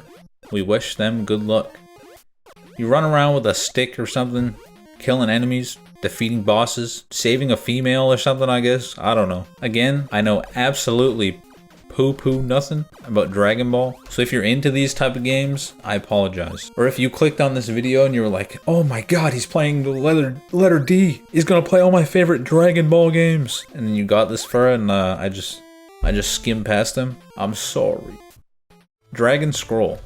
Speaking of all these dragon games, I be dragging D's nuts across your mom's face. Got 'em. It was an age of magic in which there existed 2 factions. Black mages, who worshipped the 3-headed chrome dragon, and white mages, who worshipped the glimmering gold dragon. Their conflicts over territory and ideals brought about countless wars. The god Narume knew he must stop the fighting, so he put the chrome dragon to sleep in the mountains and the gold dragon to sleep in the desert. He then took magic away from the mages, sealing up the 8 magic books and hiding them in the sacred desert tower. Hundreds of years passed after Narume erased magic from the world. The people lived in peace, and villages and towns prospered. However, there were also those who would do wrong to gain wealth. Enter the 3 greedy thieves, Safra, Kakai, and Yunasu. One day, as they were being chased down for some evil deed, they became lost in the desert. After walking and walking, they stumbled upon the sacred tower and discovered the hidden magic books. Thinking they could sell them for a pretty penny, the 3 split the books amongst themselves, and each went his own way. With the magic books gone, the chrome dragon awoke from its eternal slumber, determined to plunge the world into a second age of dark sorcery. So Narume infused the gold dragon with the spirit of justice, summoning him forth in the form of a hero named Ferran, And so, it is up to Faram to collect the magic books and return the chrome dragon to its slumber. This game is super clunky. Other than that, there's nothing really special going on, or so it seemed while I was playing. Walk around, shoot a beam at enemies, try not to die. There were caves you could enter, the reason for which, if any, I'm unsure. The game had dialogue pop up every so often, but it was in Japanese, so if it were giving me a hint, I wouldn't know. Dragon Spirit, the new legend. No clue what happened here, but when I booted this game, I was immediately thrown into a boss battle. I killed the boss, and then the game started like a normal game would, with the menu and select screen and all that. This game is a vertical shooter. It's been done a million times, no need to elaborate all silly like. It's fine for what it is, I guess. Nothing crazy. Much like other games of the same genre, this game has power-ups you can collect that amplify your damage and give you more projectiles, but upon taking damage, those are taken away, which always sucks because you'll be in a harder late level and boom, back to square one with a measly pea shooter. Imagine playing Plants vs. Zombies, and instead of using double shooter or frozen shooter in the late game, you're still using single shooter guy. Lame-o, kablamo. The plot goes a little something like this. For years now, the kingdom of Olympia had enjoyed a wonderful period of peace. Even the fearful tale of King Amru's heroic battle with the demon Zoel had long been forgotten by his happy subjects. And when Amru's marriage to Alicia was blessed with the birth of the royal twins Lace and Iris, the kingdom took it as a sign that the fates were looking favorably upon them. But little did they know that far to the east, the wicked Galda had been amassing an army of evil, the likes of which could not be imagined in the blackest thoughts of mankind. Even the fearsome Zoel had been resurrected from the dead to join the murderous cause. Suddenly, without warning, Galda had struck, kidnapping Princess Iris and her attending maids for a sacrificial offering in the ceremony of the dark. As Amru lay helplessly on his deathbed, he knew that there was but one hope for rescuing his beloved daughter and saving the kingdom from total destruction. He must finally reveal the secret of the magical sword of Arlia to his son, Prince Lace. The mighty spirit of the blue dragon must rise again. Please read this instruction booklet carefully to ensure proper handling of your new game. Save the booklet for future reference. All in all, pretty decent for some mindless fun. Hey, I'm bored on my day off and want to have a few beers and turn my brain off for a few hours and stare at a screen. Kind of fun. Dragon Warrior. Known as Dragon Quest in Japan but released in the US as Dragon Warrior. For the sake of understanding what is going on, we will be playing Dragon Warrior, but these are part of the Dragon Quest series, which you might have heard of. The story of Dragon Warrior. In olden days of yore, the realm of Alefgard was cloaked in darkness. According to legend, a brave warrior, Erdrick, brought light back to the land by defeating an evil being. He used the balls of light bequeathed to him by a friend to drive off the enemies of Alefgard.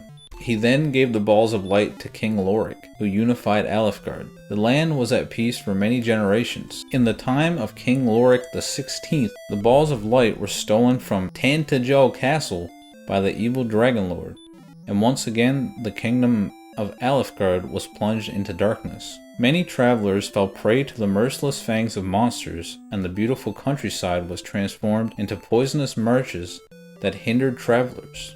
It was also rumored that several towns and villages were destroyed, wiped off the face of the land by ghosts and dragons. Many brave warriors tried to recover the balls of light, but none of them ever returned from Sharlock, the Dragon Lord's dark castle. The people longed for peace, but did not give up hope. The great seer, Maheta, predicted that one day a descendant of the valiant Eldrick shall come forth to defeat the Dragon Lord.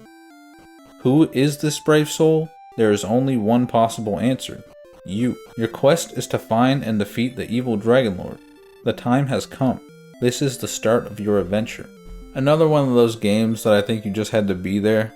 Though I tried as hard as I could to enjoy it as much as possible in the limited time that I did play. The gameplay itself takes some time to get used to. Every action is done through menus, opening doors, talking, searching the area, opening chests, climbing stairs, etc. You wander around the wilderness and get attacked at random. Combat in this game is similar to that of Pokemon, random encounter, select attack, wait for enemy to attack, use potion, so on and so forth. I think the main strat here is to grind as many levels and as much gold as possible from low level enemies, and then head back into town to purchase equipment before moving on to harder parts of the game. Duh. Dragon Quest has gone on to have a bunch of games in the series. As a matter of fact, we have 3 more to go right now. Dragon Warrior 2. Though the time of his deeds has long faded, still the name of Erdrick commands respect among even the greatest of warriors.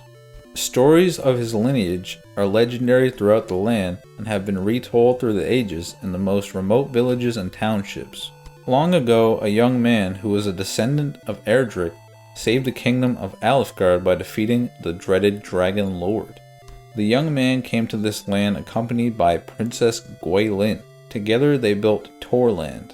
This legend had been handed down generation to generation from the ancient time. Princess Gwaelin brought forth 3 children. To the eldest prince was given the land of Maidenhall. To the youngest prince the land of Canuck became his birthright. The youngest princess was given the land of Moonbrook. The descendants of Erdrick were fair and just rulers, as were their children, and the people of these kingdoms lived in peace for 100 years. One day, however, this peace suddenly came to an end. Hargon the sorcerer attacked Moonbrook Castle and attempted to rule the world by calling the ill-omened gods from the dark. Although terrible losses were suffered, one soldier escaped the sacking of Moonbrook Castle. Though seriously wounded, he made his way to Maidenhall Castle to warn the king. The king was old and could not go forth to do battle against Hargon, so he turned to his heir to accept this task. Yes, you are the heir to the king and the true descendant of Erdrick the Great. Before you lies a world of mystery and imagination. You will encounter enemies and riddles which will test your strength and knowledge. Your journey has just begun. This game takes place about a century after the first game and follows the descendants of the original hero who defeated the Dragon Lord. In this game, the world has greatly expanded. Alefgard, the entire setting of Dragon Warrior 1, is now just a small region and a much larger map. The hero of 2, along with 2 royal cousins, set out to stop a new evil sorcerer who threatens to destroy the world, blah blah blah, cliche plotline. Throughout the game, you can revisit the ruins of Alefgard and see how time has changed the land. To say this game is much different than the first would be a lie, and I am not a liar. Basically the same gameplay and premise, although movement is slightly improved upon. The still menu-based actions, all that jazz. The game also starts with an unskippable 5-minute cutscene, which is just unheard of for an NES game, I think. Am I wrong? I've never seen it before, and we've played hundreds of games by now, so.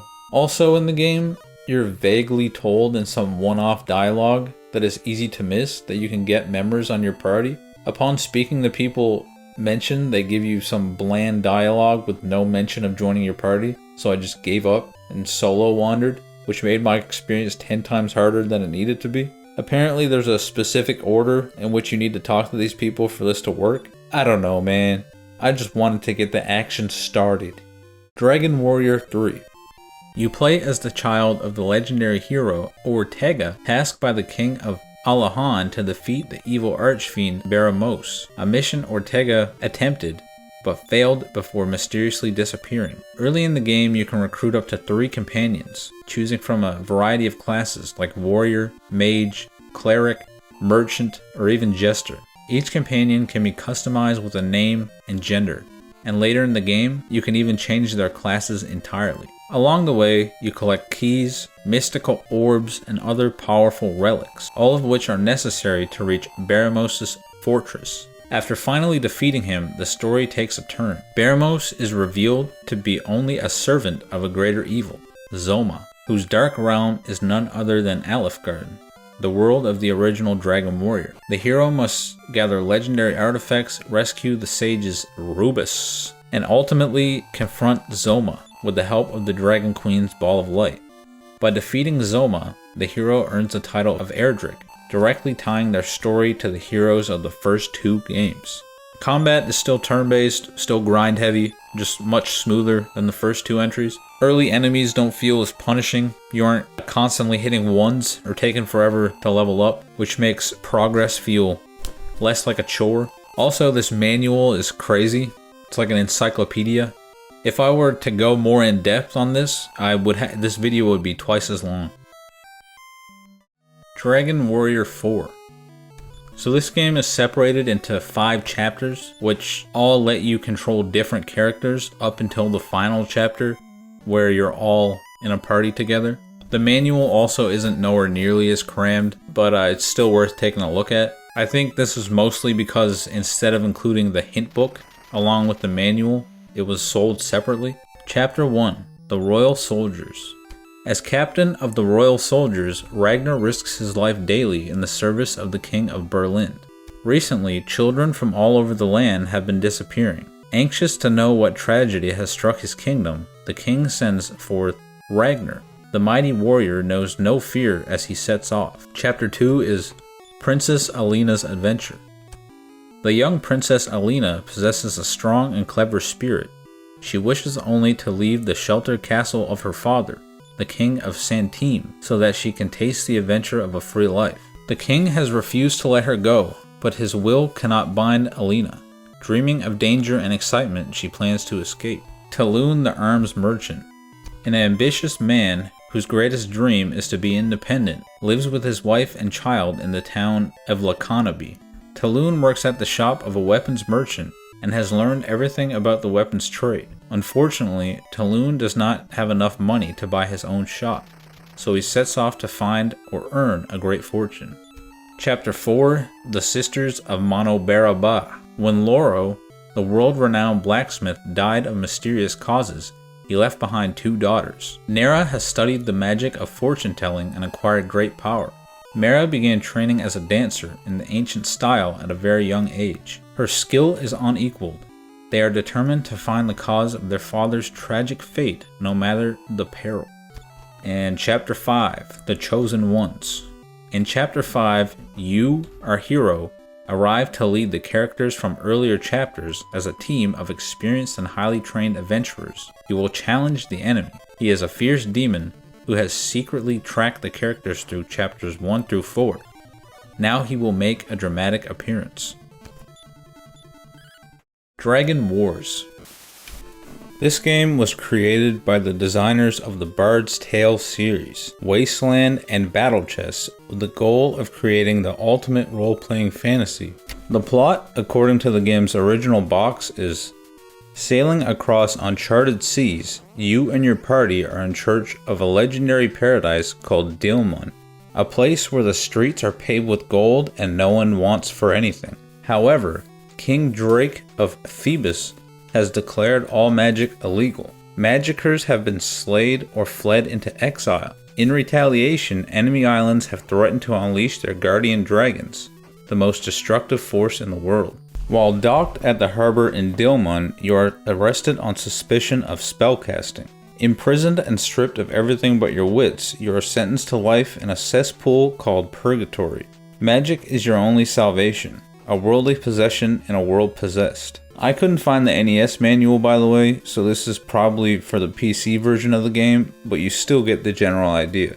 I can't imagine it'd be much different. To be honest, when these games are ported to the NES, there's always something lost. Generally, it's hard to tell what is going on, or if I'm doing something right, etc., as well as key components of the game being removed. So I think the experience I had with this one probably would have been better had I played a different version. I wandered for a while, came across a couple doors I had to steer clear of, as well as a shrine of sorts to heal yourself. I also killed a few enemies, but then my time had run out, and I had to move on. Dragon's Lair. This game is a port of an interactive Laserdisc video game, by the way. I've never played it. It might be the best game ever for all I know, but my brother in Christ is this port actual shit on a stick. Every time I think we've hit the bottom of the barrel, it only gets worse. Just watch this gameplay for a second. You think it gets better? It doesn't. This is all I played, the first 30 seconds of the game over and over and over for like 20 minutes. You think this is a bit? Haha, funny meme moment, YouTube man bad at video game, takes it out on game instead of taking time to get better? No. This shit actually just fucking blows. I genuinely did think I was doing something wrong here until I watched a video. This game takes 15 minutes to beat. 15 minutes. Make game insanely hard and only 15 minutes long. Checks out, by the way. It wouldn't even be so bad if it wasn't one-hit deaths. I can tank a bat, but everything else is death. I even tried to run past a dragon at one point, but no, the door to the castle kills you too. So in order to pass this stage, you need to kill the dragon and wait for the door to open without being hit. I'll give you the plot, that's it, nothing else. From deep within Mordrock's castle, a foul stench rose up to mix with the cold, damp midnight air. The telltale sign of the evil wizard's pet fire-breathing dragon, Singe. The reeking breath of the beast that guarded the Princess Daphne in the dark and deadly caves far below the surface. Dirk the Daring walked steadily toward the castle gate. He felt no fear. Fear was for cowards. Not the most courageous knight in the land. No other would dare enter this perilous castle where Mordrock had imprisoned the helpless princess. But then, no other could match Dirk's unrelenting love for the beautiful Princess Daphne. There was no other possible course of action. Now was the time for heroes. Now was the time to enter the dragon's lair. I'd rather enter a porta potty and eat from the toilet. Dream Master. The story takes place in the kingdom of Ulteria, where an evil wizard has taken the soul of the king's daughter and sent her into a nightmare realm. You play as a titular Dream Master, with the ability to get inside people's dreams, and your job is to save the princess. There are translated ROMs if you're interested, but the only ones I could find were from sketchy sources, so be careful. Drop Zone. On the surface of Jupiter's moon, Io, a human scientific research base, is under attack by aliens. The player dons a jetpack armed with a laser, a cloaking device, and 3 smart bombs to rescue the scientists and return them to the base. This is a side-scrolling space shooter. Doesn't get any deeper than that. There's a million of them. DuckTales. Uncle Scrooge is a world-class millionaire and a lover of adventure. His goal this time is to obtain the 5 lost treasures that were scattered throughout the world. He is off on his adventure with the help of Huey, Dewey, Louie, and the news. They will travel with him through the jungles of the Amazon, the snow-topped peaks of the Himalayas, the haunted house in Transylvania, the subterranean mines of Africa, and to the surface of the moon. How many of the lost treasures will you be able to find? Is this game a classic? I'm pretty sure this game is a classic.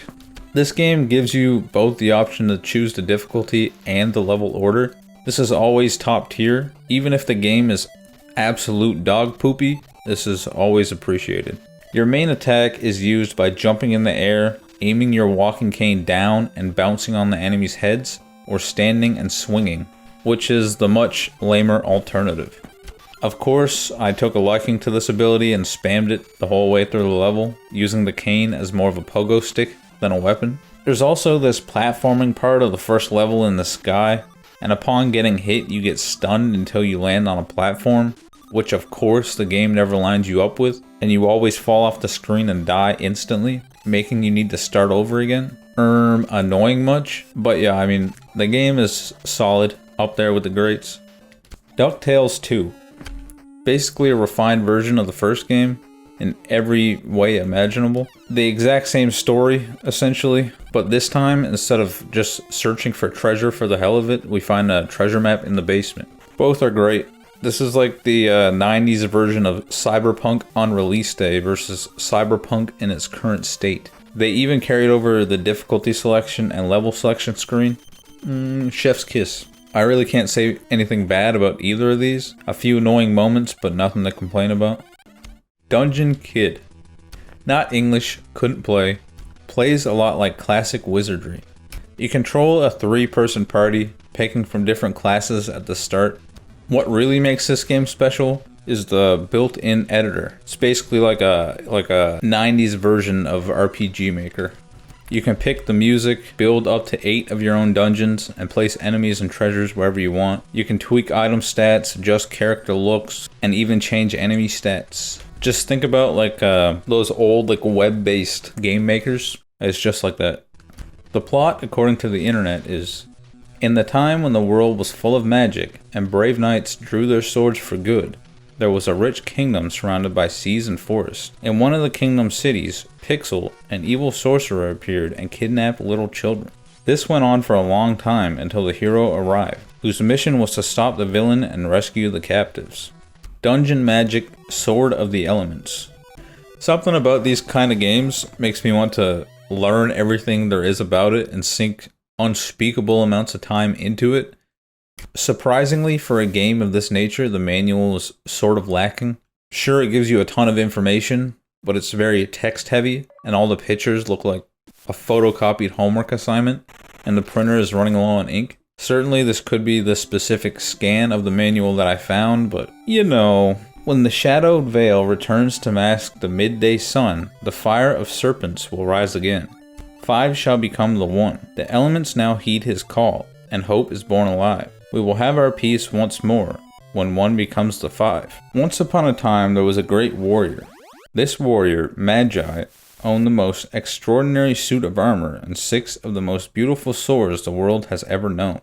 The armor was impervious to all but the strongest magic.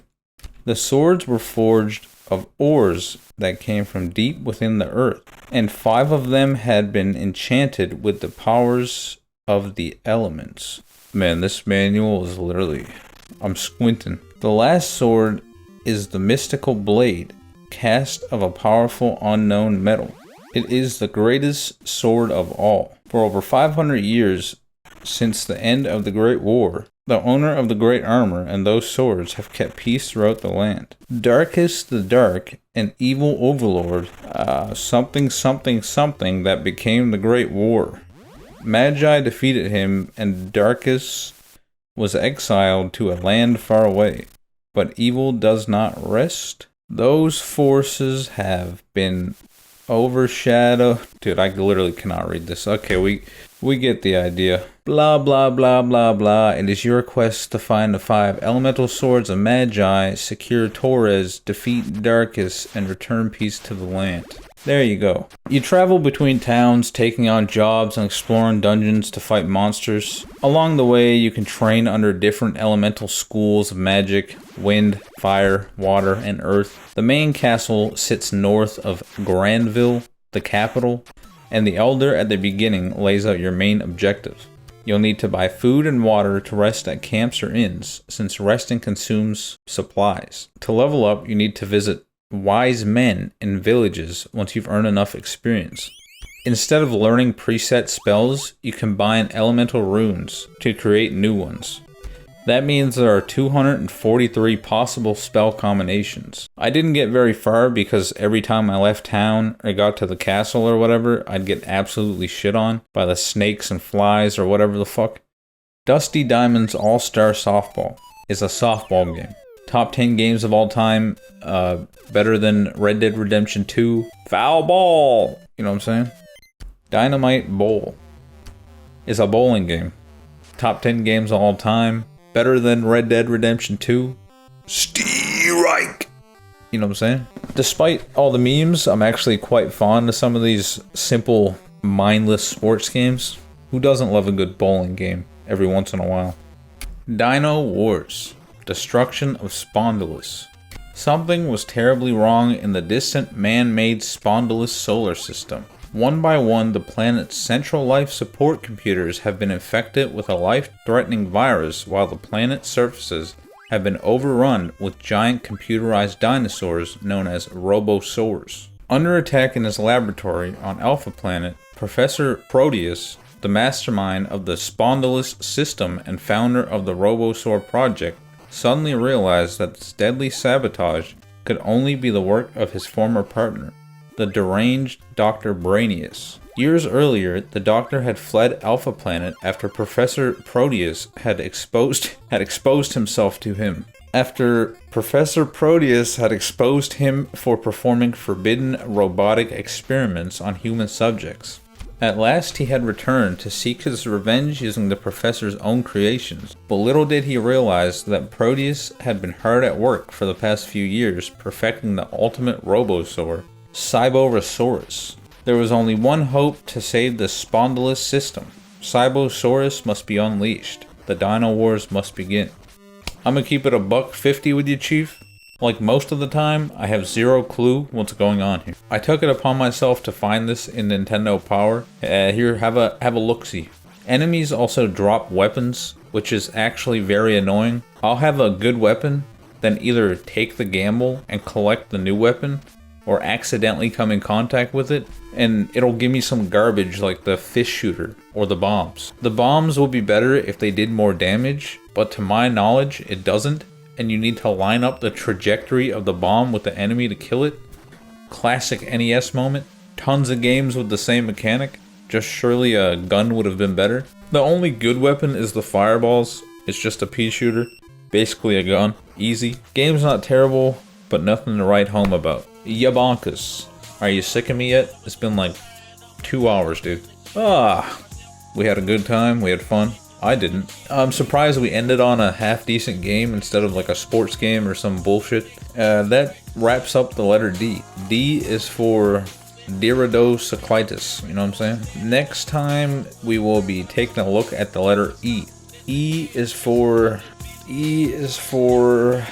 erectile dysfunction. Speak to your doctor today. Don't forget to crawl under the table and tie the like button's shoelaces together so when it gets up it trips. Don't forget to comment, rate, subscribe, leave a video reply. Later.